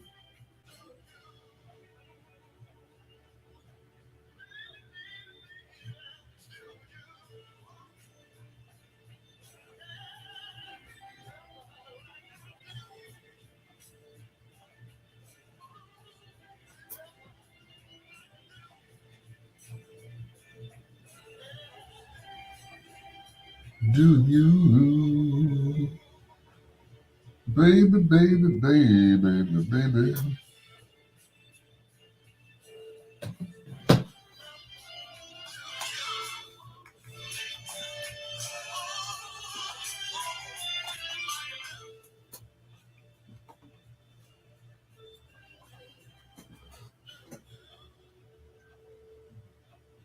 Baby, baby, baby.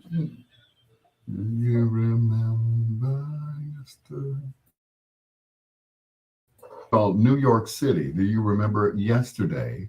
For Lady G right here on Bedtime Stories, just ahead of foreplay with your peanut butter brother, Dr. Al Greer. Thank you so much for joining us. Don't forget, for those of you who are watching me on Facebook right now, YouTube, or I think, what am I on? Twitter, Twitch. Make sure you share the video, all right? All right. Thank you so much. Appreciate that, all right? Here's the late, great Johnny Guitar Watson, and Since I Met You, Baby, on Bedtime Stories.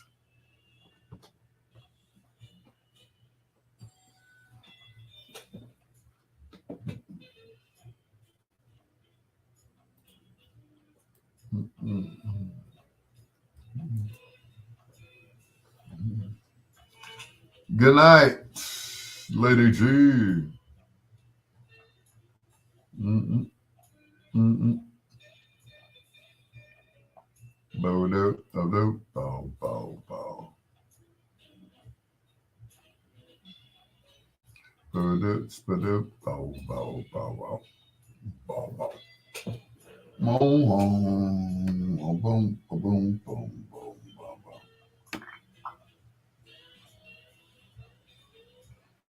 Boom, boom, boom, boom, bo. Mm-mm-mm. Do, do, do, do, do, do. Nothing.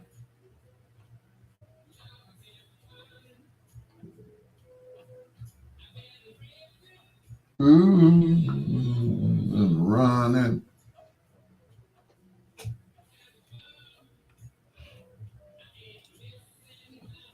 Since I met you.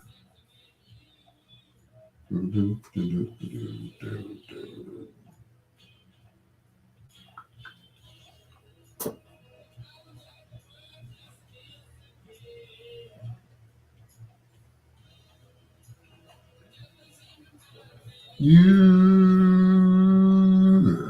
are here.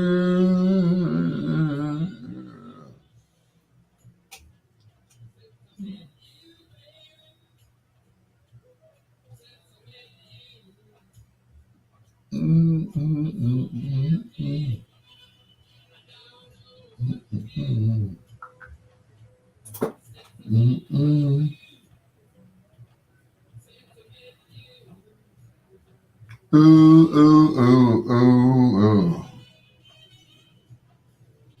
Mm, mm, mm, mm. Ba, ba, bam. Spa, bam, bam.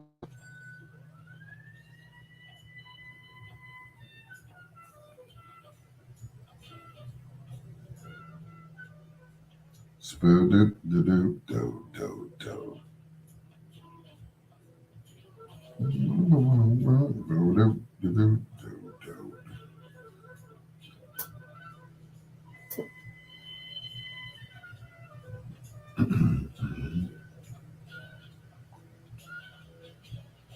Ba, ba, ba, ba, ba, ba.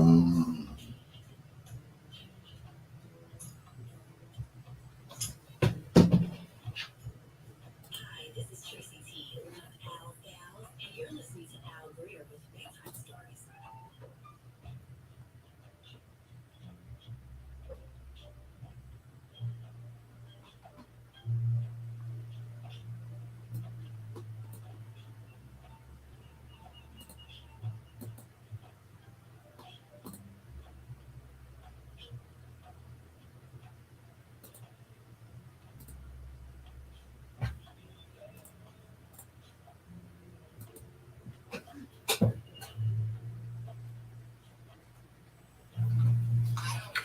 Hey, son, I love you too. You just missed your mom. She just got offline, I guess.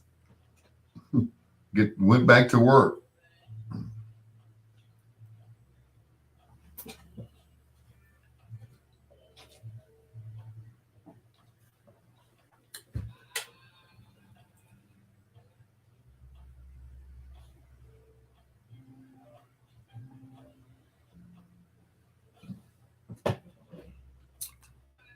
Yep. Yep, she was just on my Facebook Live.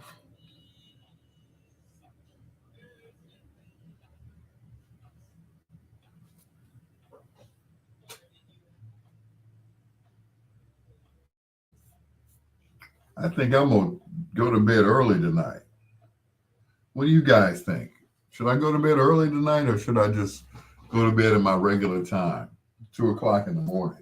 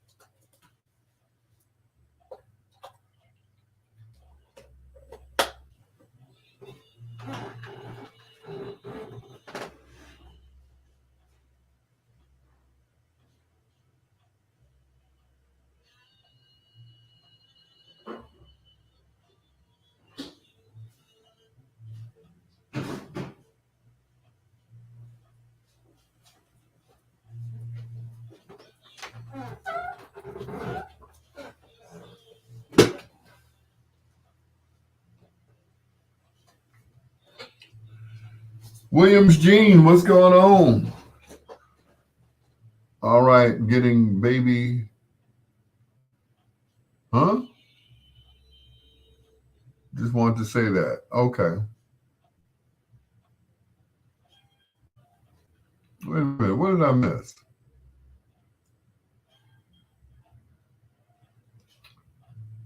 I love you too, son. Thank you. Thank you for everything that you and Rick did. I appreciate it. Would nobody else come to my rescue? Like,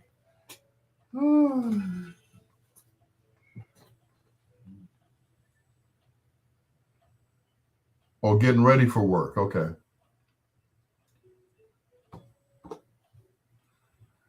Johnny Guitar Watson. Yeah. Before he was doing funk, he did that song. When Did You Leave Heaven? Right here on Bedtime Stories. Hello to my son, Sincere. Thank you for being on my Facebook Live and hey, everything else that you and Rick do for me. I really appreciate it. You know, I really do. And I love you guys for it. You all turned out to be pretty good young men. Damn good young men. Anyway, it is almost that time. You know what time it is. Time for the Grubhub delivery dance, of course.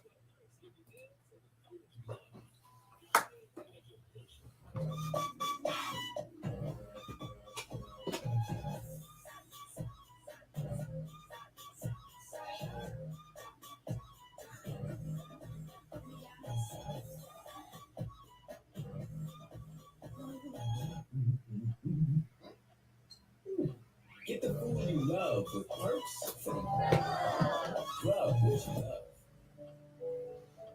Grubhub, a proud sponsor of Bedtime Stories on WOSD Radio DB Chicago, WDLB Indianapolis and Chicago, as well as WRLNradio.com for today's R&B and throwbacks. I think that is. Array, I always get it wrong. Array Neal Media Station. It is my phone ringing right now. And it is me hanging up on that person. Got to block that number. I have a stalker. It's like she keeps changing numbers. Don't y'all hate that? Anyway, this gentleman hails from Pittsburgh, Pennsylvania. He was known as Little Georgie back in the day. He started out as a singer and ukulele player. Let me get it right. At the tender age of 18, he started playing with a group called the Jack McDuff Quartet. Yeah, Brother Jack McDuff, who was one of the greatest organists that I ever heard in my life. You know, I grew up listening to Jack McDuff, and I didn't know that George Benson at that time was his guitarist, a very young George Benson. George, of course, won a Grammy Award for this song and this album. It's George Benson's This Masquerade. George Benson is now on Foreplay.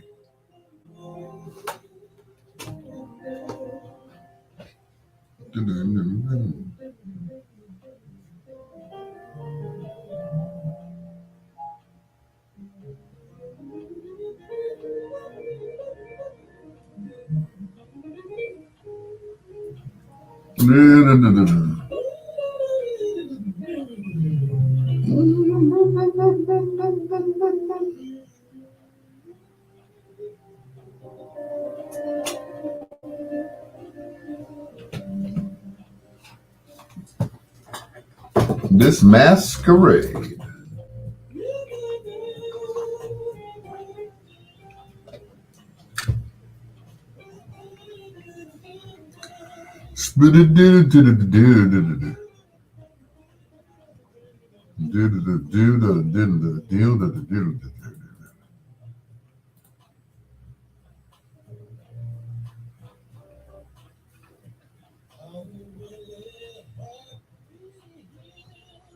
with this lonely game we're playing.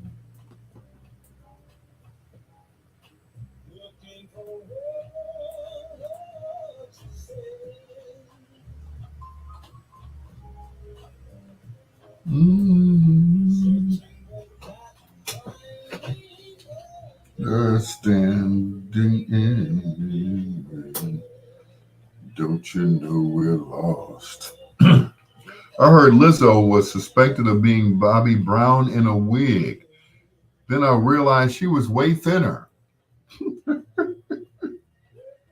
Uh, Bobby Brown in a wig. Mm-mm.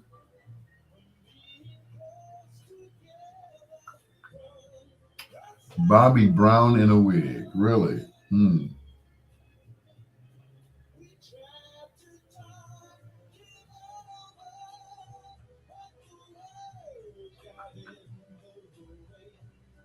We're lost.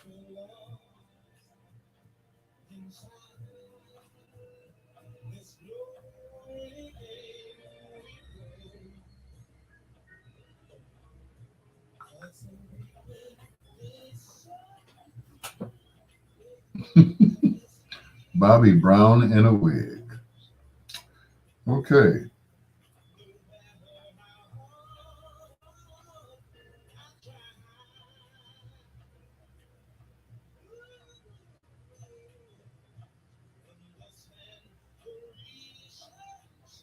That we carry on this way. Don't you know we're lost?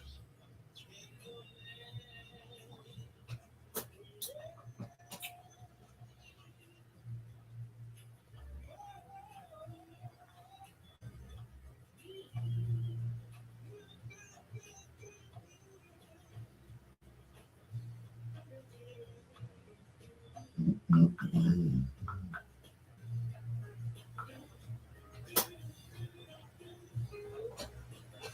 Do do do do do do do do do do do do do do.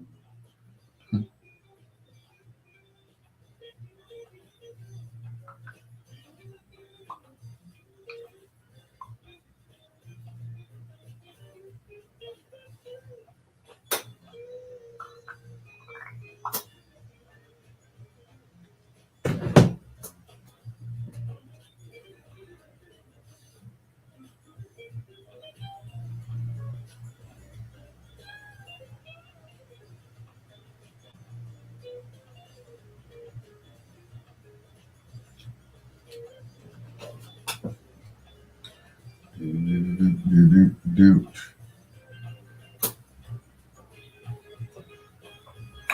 What's up, Gene? AKA Countess.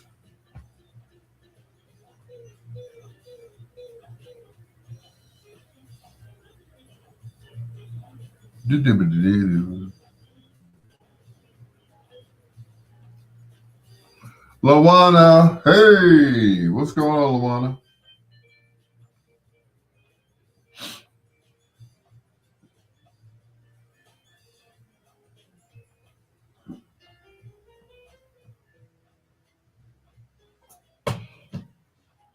Purging all of these clothes.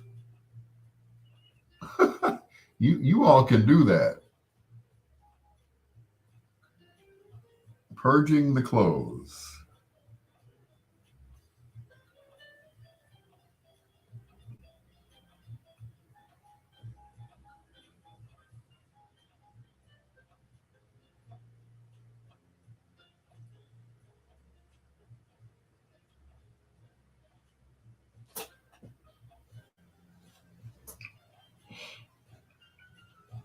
See, men don't have to do that.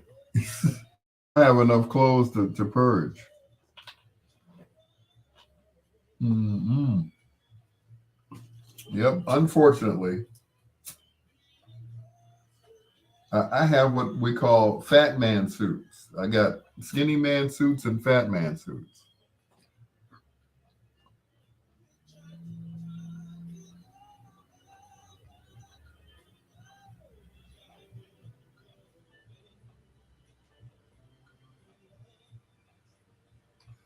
Winston tastes good like a cigarette should.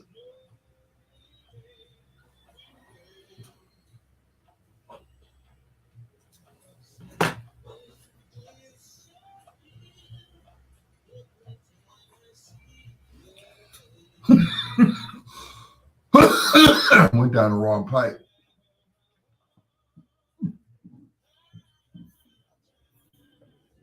Thank you, Luana. No one has my style, so I have a lot. Okay. Don't you know?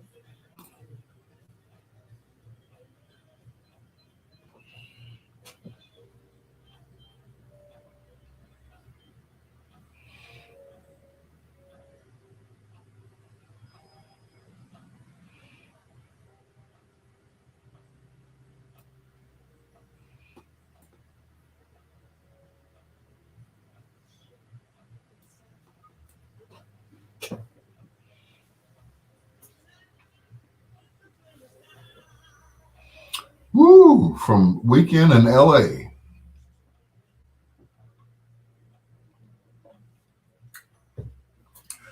Probably one of the best recorded live recordings. Swept for You coming up after foreplay.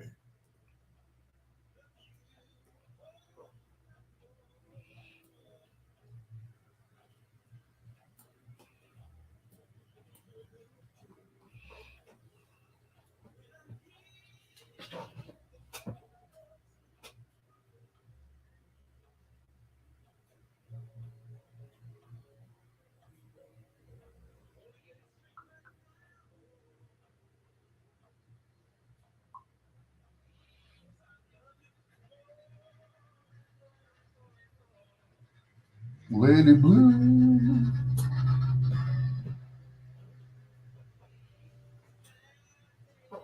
All that noise out there. Like, fix your car. I should talk, right? Yeah.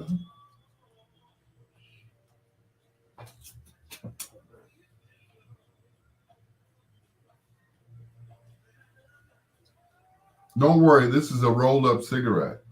You're right. It's closed.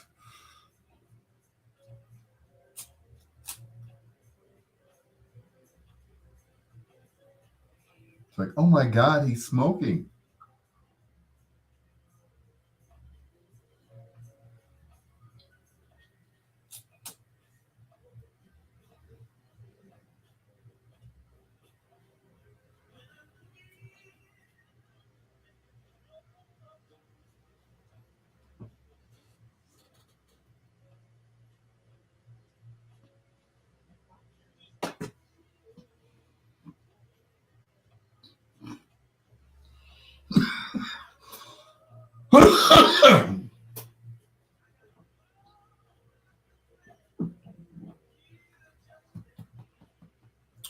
Woo!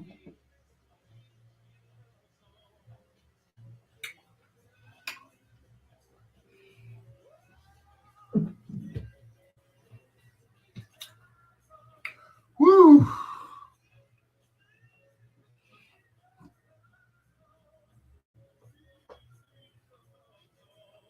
Lady Blue.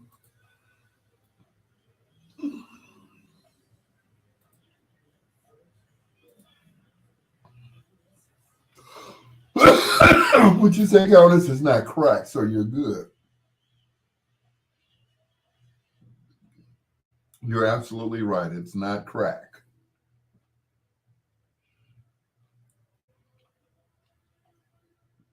Crack is man-made.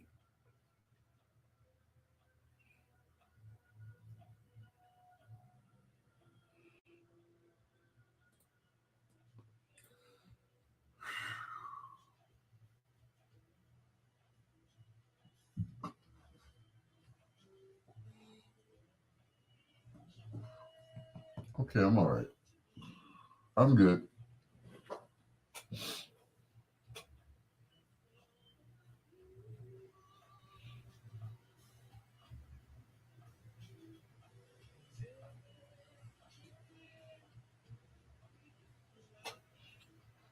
You and I.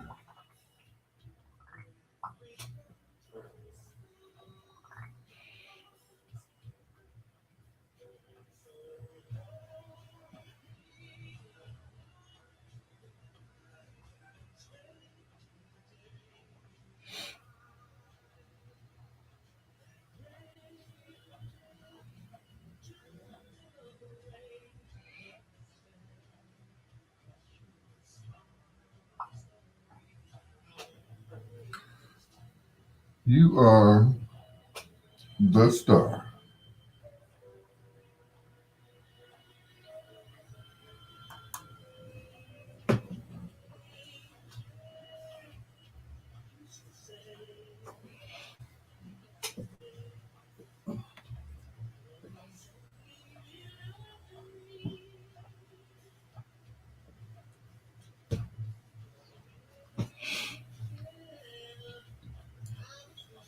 All alone.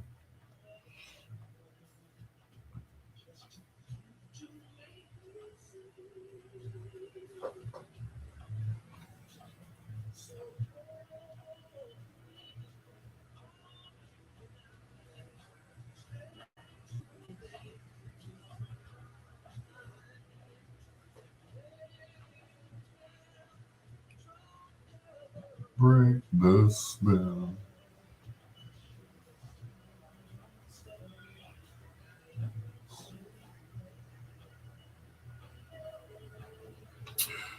George Benson. Yeah.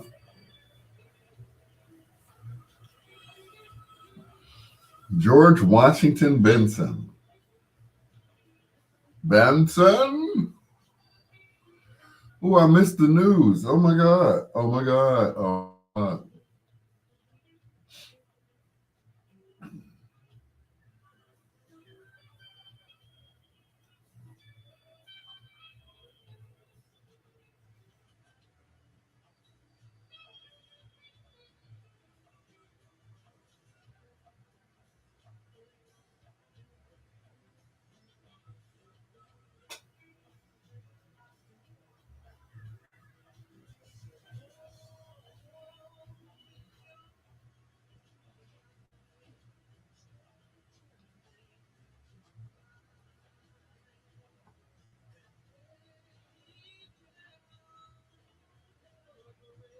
The spell.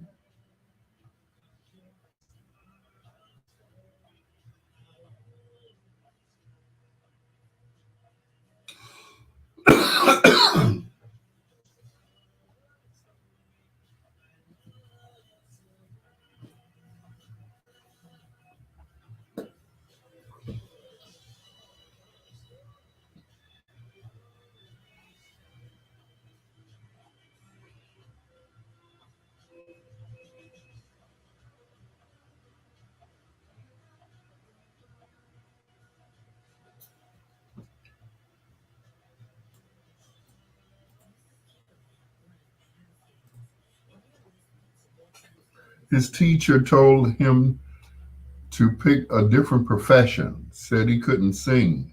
Hater teacher. I know, right?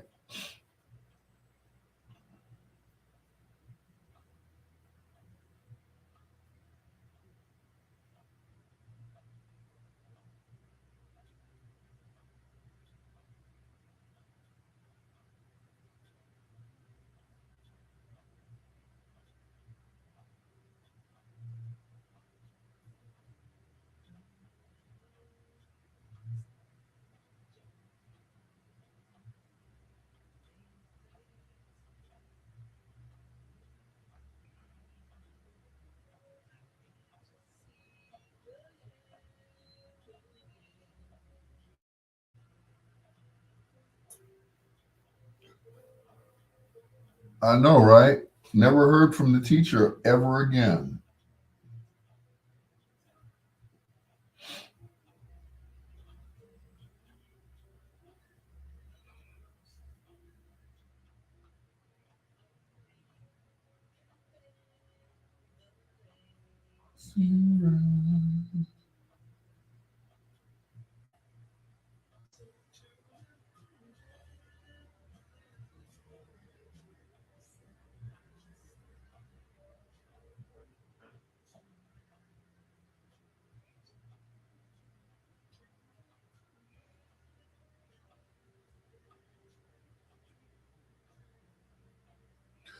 Just you and I. Sing, George.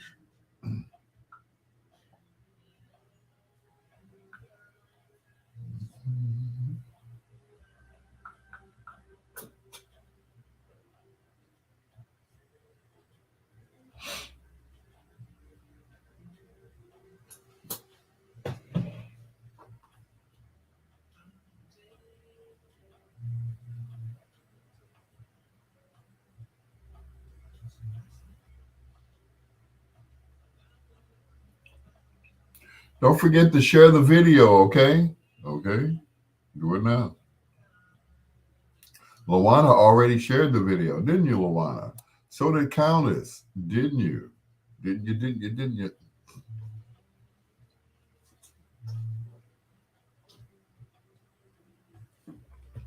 Darling, you.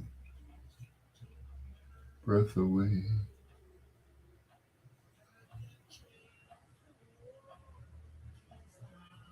Yes.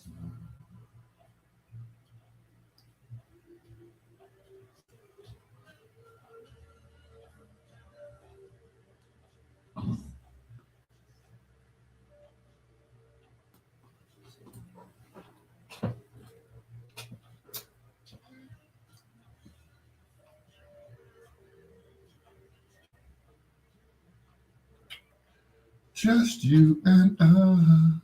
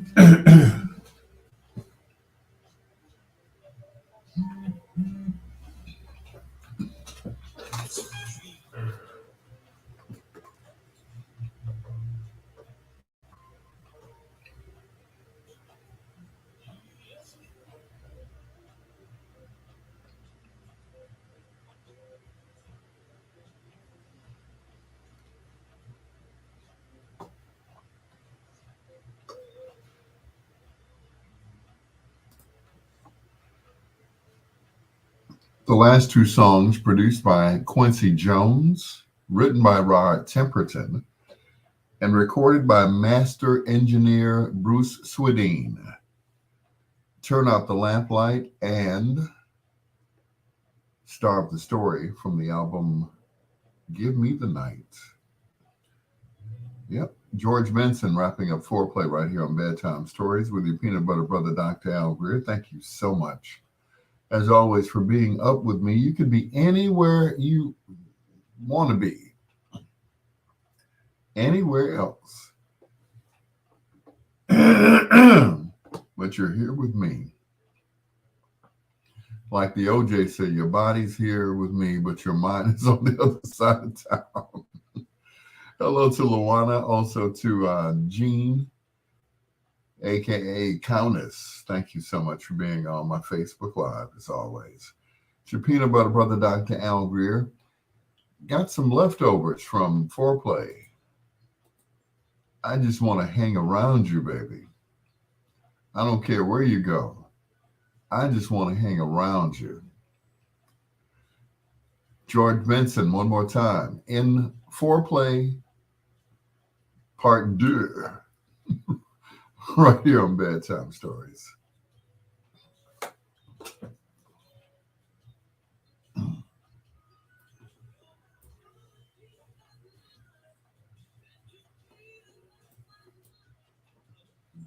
Whoa, whoa, whoa, whoa.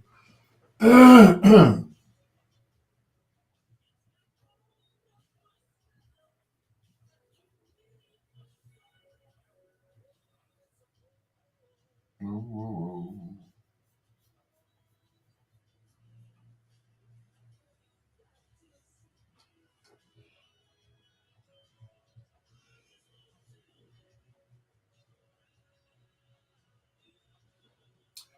Every day.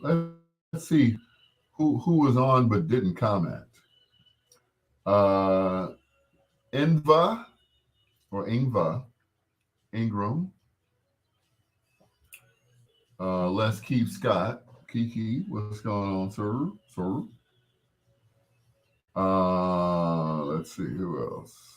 Chris Bates, Ken Watlington.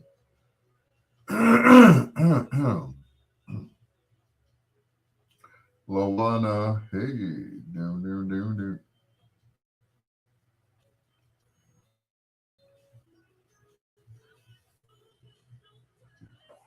Ooh, uh,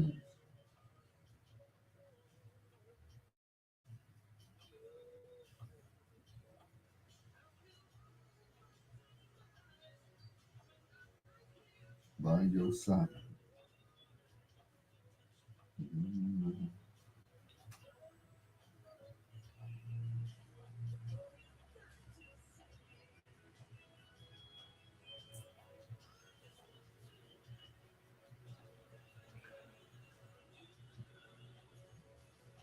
George mentioned double jam, no rhyme, no reason. Okay.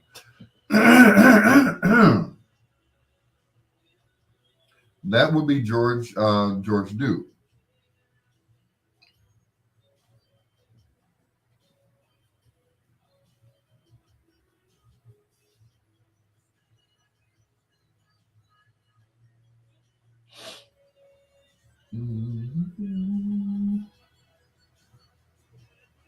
And to hold you.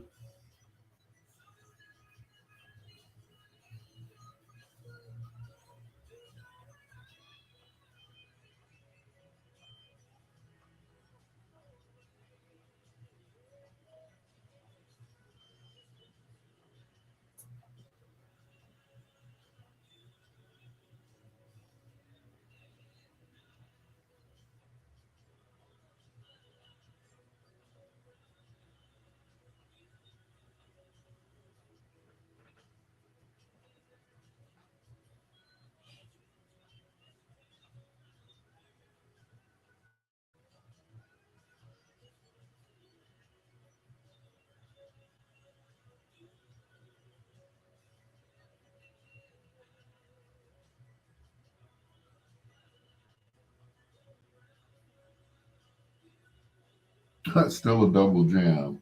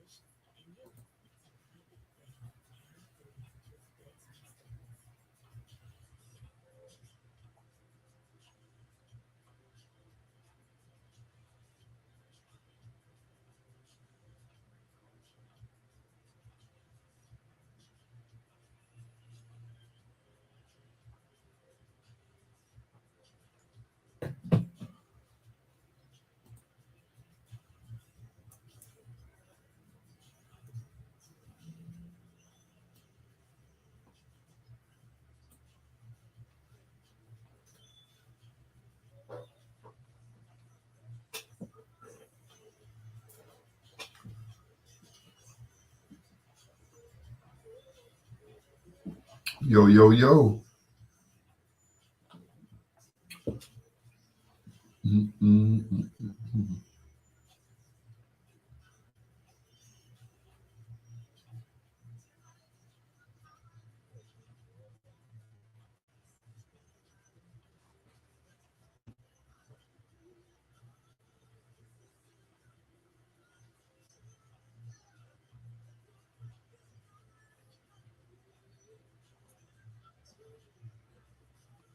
Kisses in the Moonlight.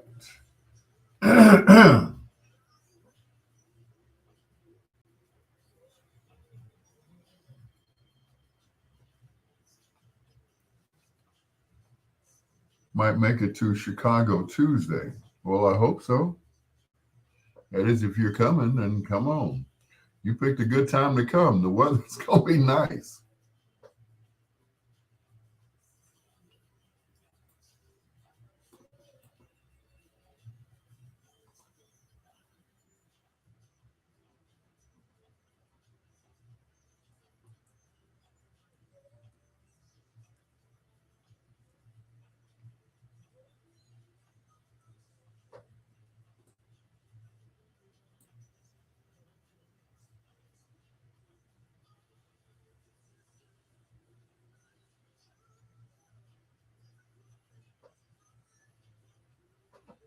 There's got to be.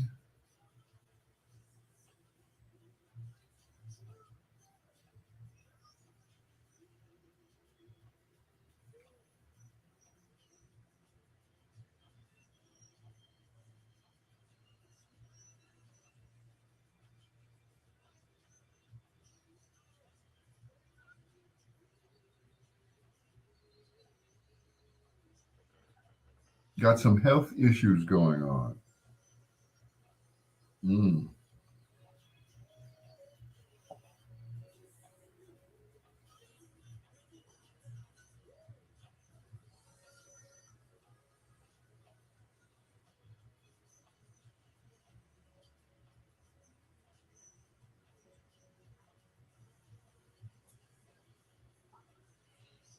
Well, I hope you feel better.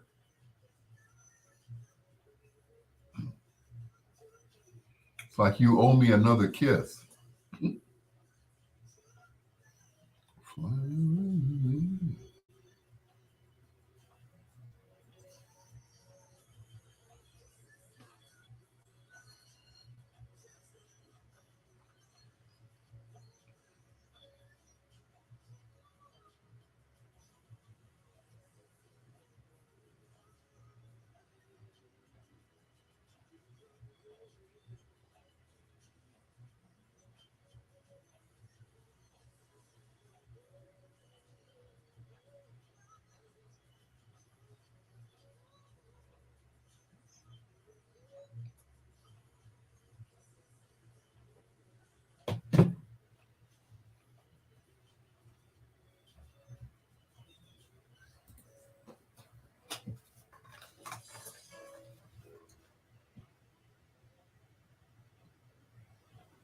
Oh, don't say that.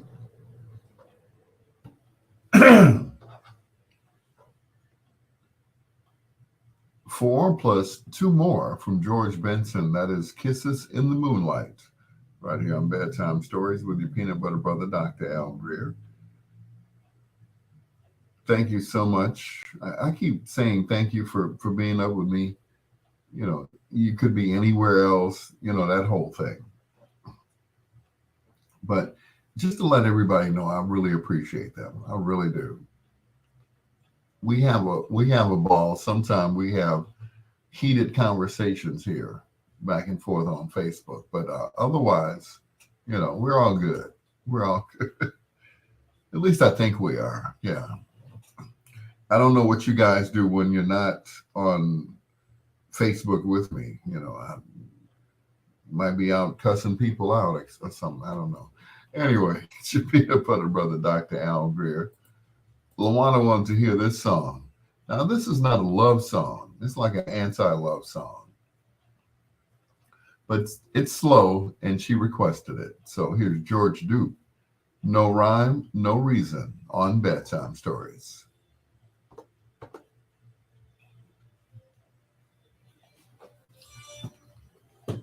No rhyme, no reason. No way, no season.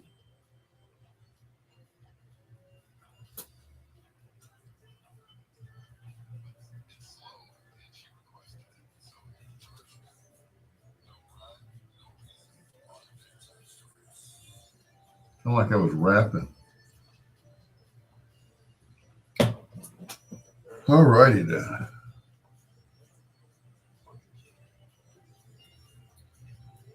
Still some in there.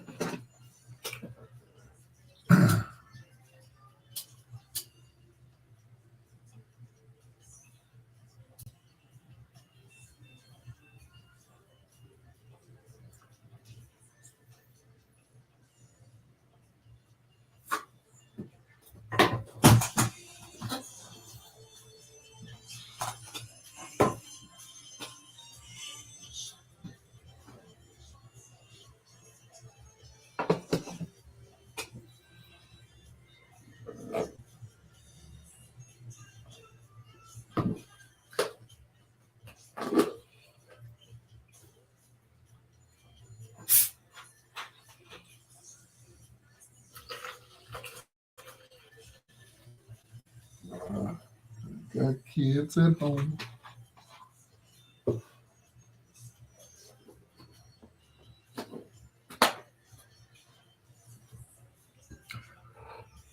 Even when we try to be cool.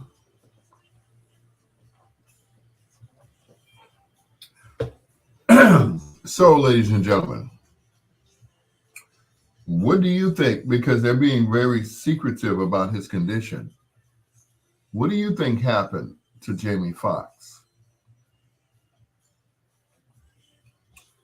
I'm just saying. What do you think happened to him? He had a medical emergency. And of course, that's nothing to play with, a medical emergency. Or maybe they ran out of money during the movie that he was filming. I'm just saying. I'm just saying that. Reports say that he had a stroke.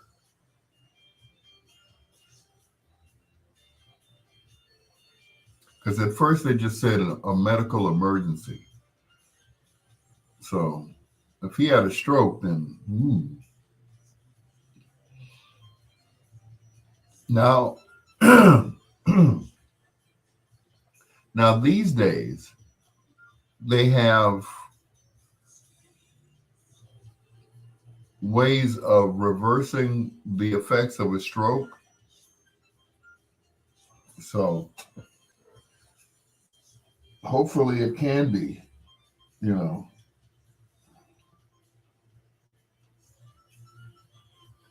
If he actually, then yeah. So,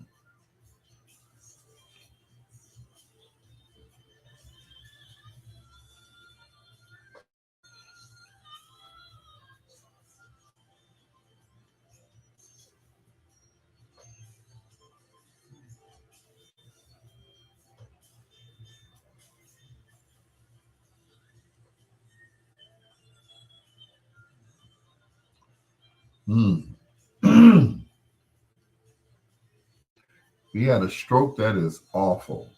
And like I said, there's a 50-50 chance that he'll come back from the stroke. You know, I've seen people make a miraculous recovery from having a stroke.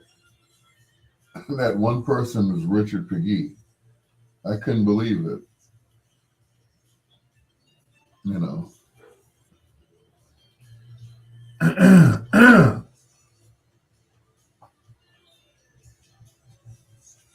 He had to learn how to speak all over again.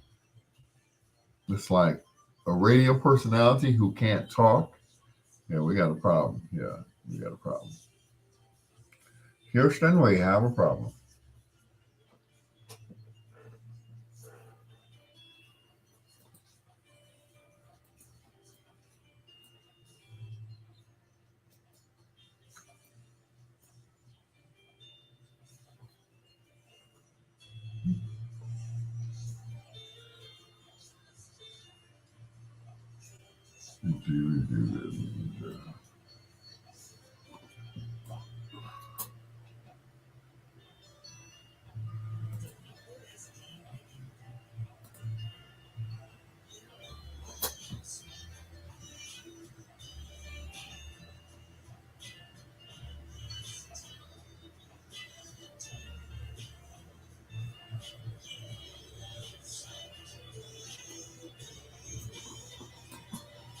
way down deep in my soul.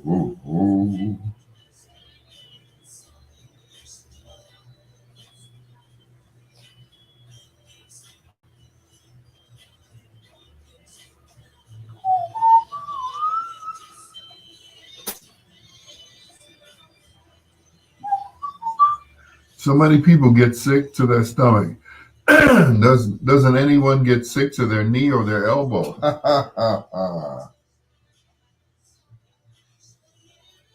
Very funny.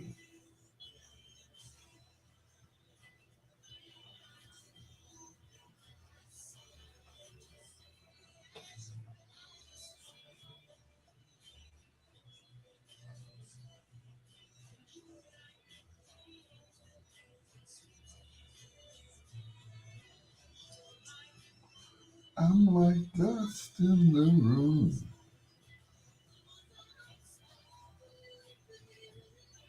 Oh yeah.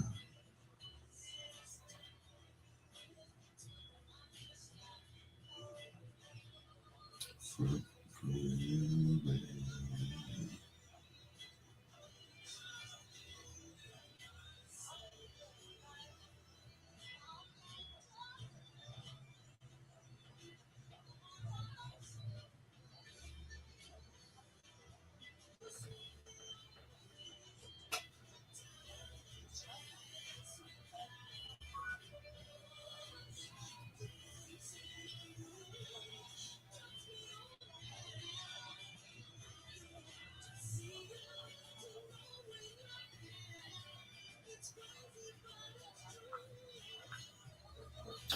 You're welcome, Lawana.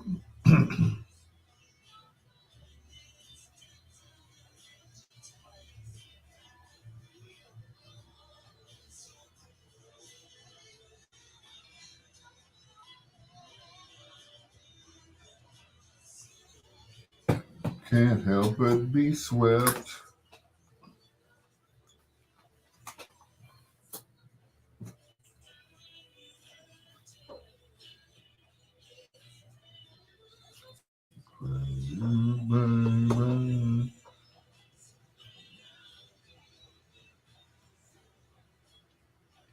Smokey, The Miracles, Swept for You, the B side of More Love.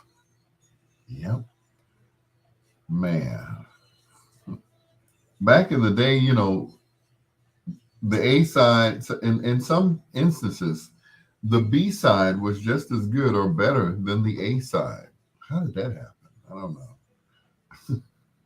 It's your peanut butter brother, Dr. Al Greer. This is Bedtime Stories, the show designed with the lovers in mind, where we put you to bed but never to sleep with the greatest love songs of all time. We did that song for Lawana. Now, back in the day, you could not play a Smokey song without playing a Temptation song and vice versa. That, of course, was Richard Pegue's rule. So, guess what? Here's two in a row from the Temptations on Bedtime Stories.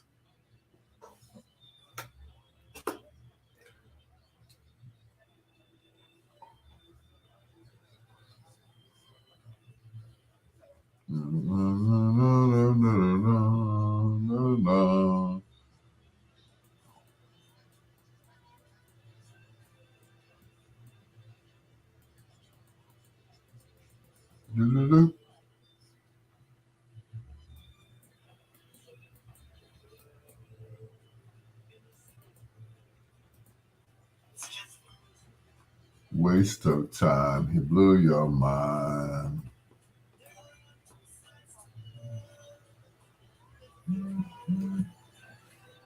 I'd like to show you mine.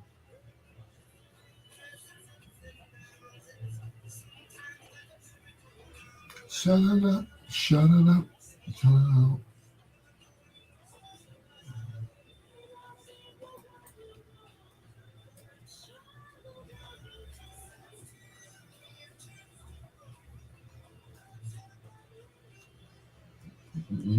Heavenly, heavenly.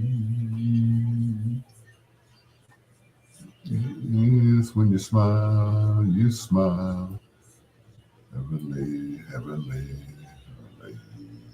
heavenly. Mm-mm-mm-mm.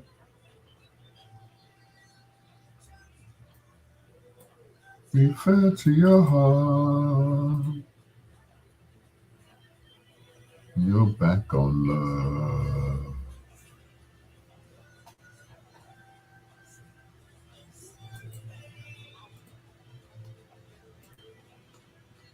Everybody needs love.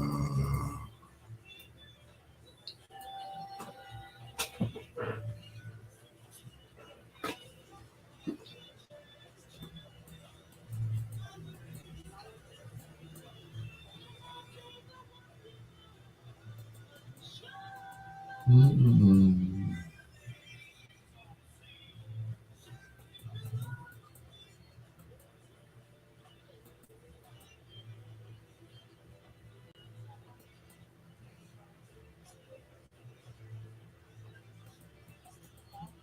Mm-mm. Heavenly, heavenly.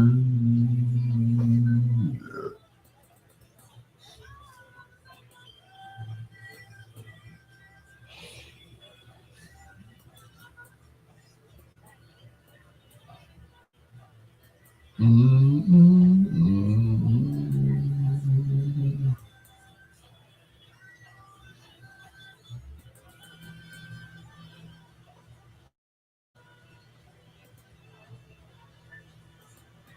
Love will be.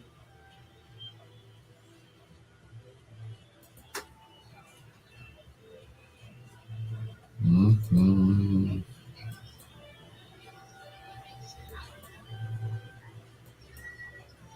Mm-mm.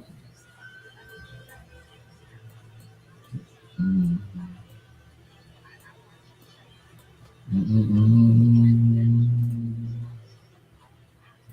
Mm-mm. Mm-mm.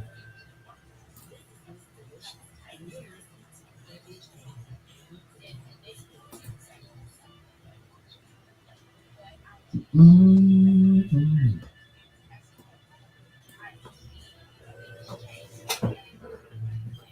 Mm-mm.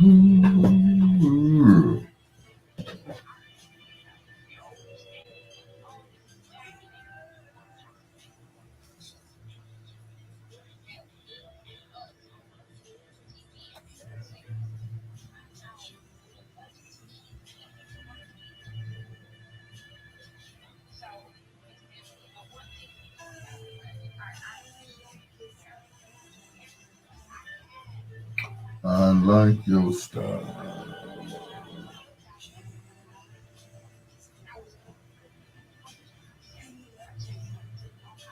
A little one.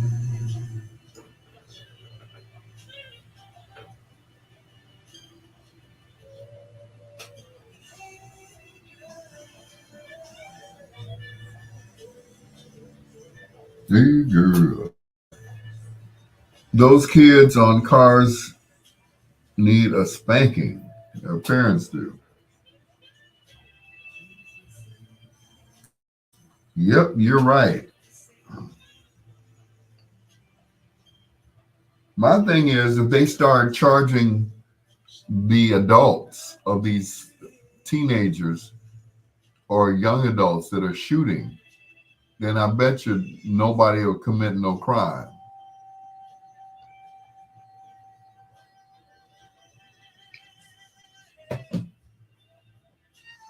Yeah, charge the parents.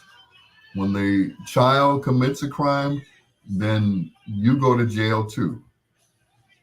You shouldn't have raised the idiot. So you need to go too.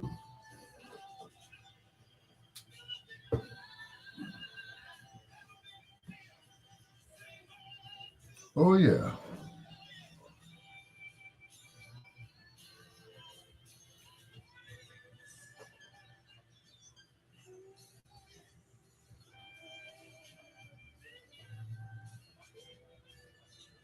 Hey, girl.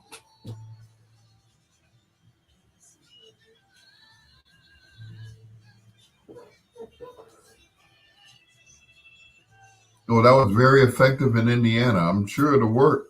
Yeah. If your child commits a crime, then you time. We'll set him free and we'll lock your ass up for being a dumbass parent. You know, where do kids get the idea about killing somebody? You know, it's those dumbass videos. I tell you, it's those videos. You think they can just shoot somebody and get away with it? Well, guess what? You got to go to jail too.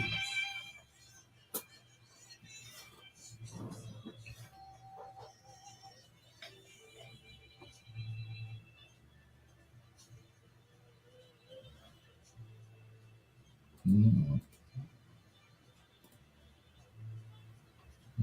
mm, mm, mm.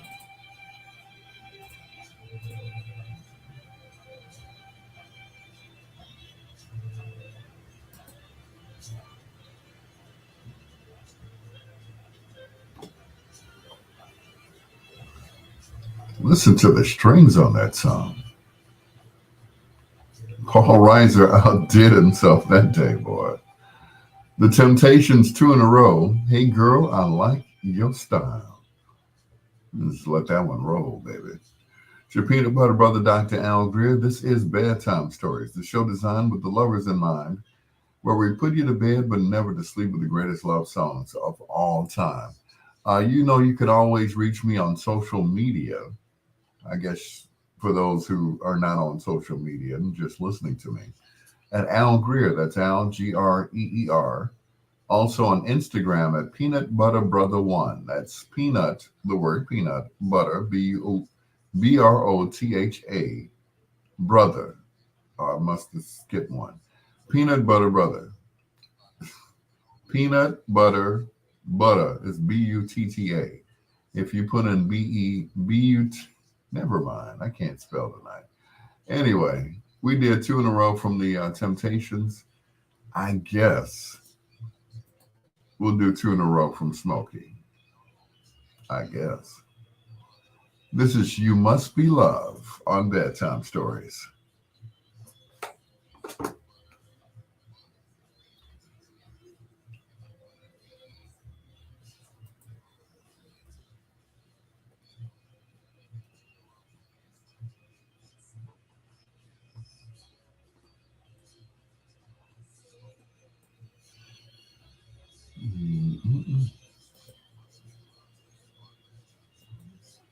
Be love, must be love.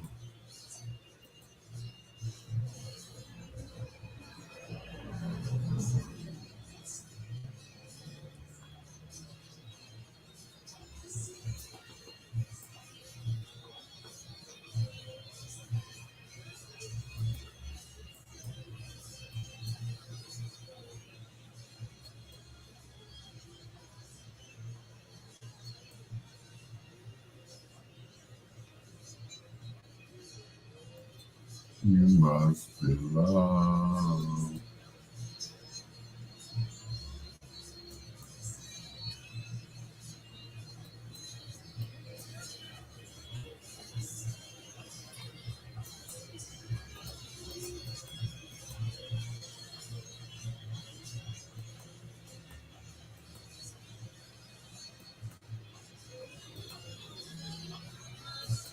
Mm-mm.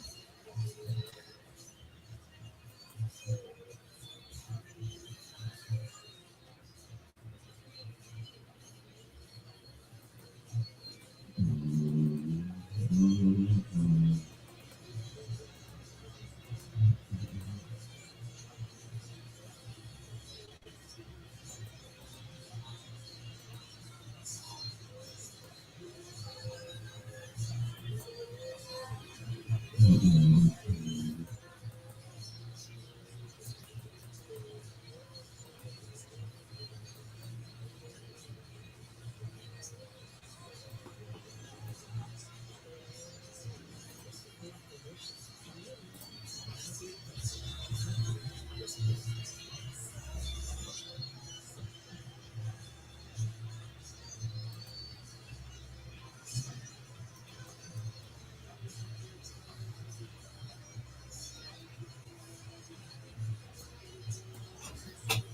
Mm,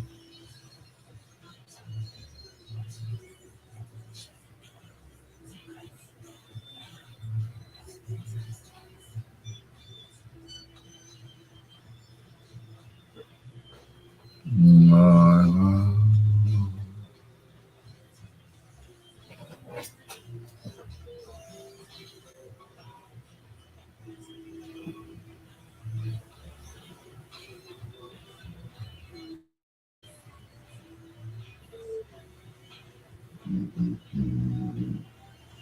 My love.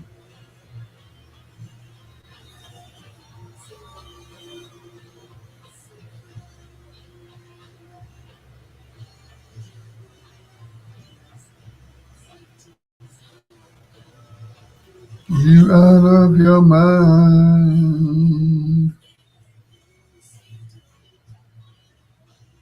Mm-mm-mm. Mm, my love.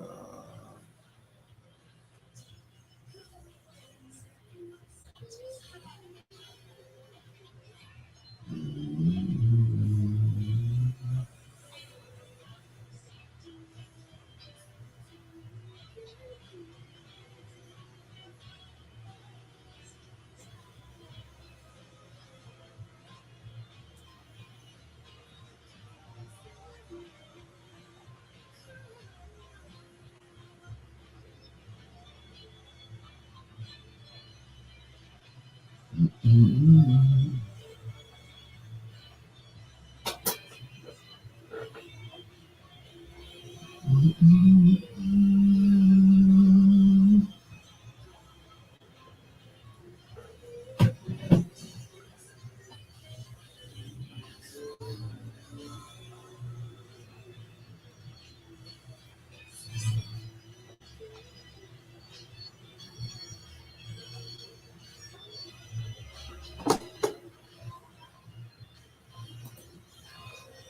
You know, a lot of people thought that Smokey was singing in the falsetto. That was actually his voice. His voice was that high.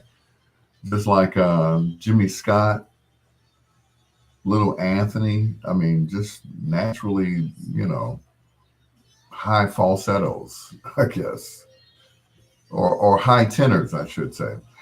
That's going to do it for me, Al Greer. Thank you so much, Lawana, Lady G, Tits McGee, just everybody. Ronnie, thank you so much for being on my live. Chris Bass, did I miss anybody? Les Keith Scott, aka Kiki, Phyllis Malloy Bender, Pamela Hawkins, Edward T. Bell, Miss Johnson, thank you so much. I appreciate you. Of course, Lawana. Did I forget anybody? I guess that's everybody. Chris Bass and Ken Wadlington, my brothers. Appreciate you guys. We do it again tomorrow, right here on Bedtime Stories. Till next time, blue skies, lights, and peace. Good night, cornbread. Good night, Miss Delicious.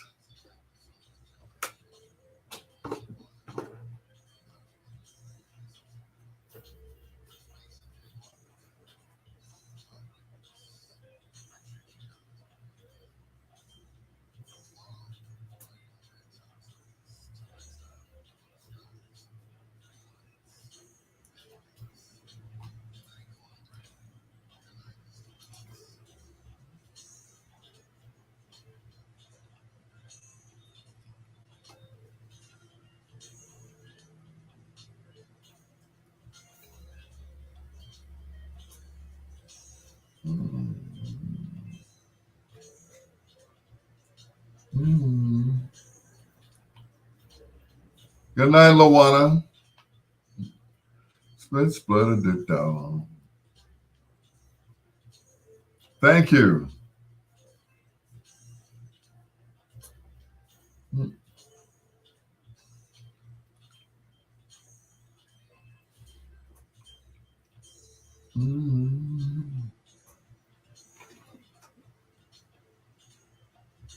Mm.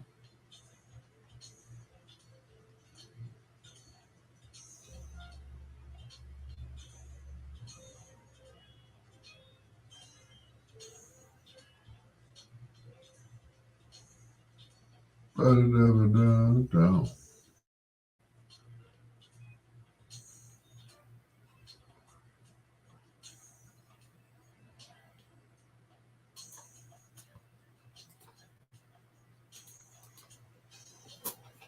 And that is a wrap.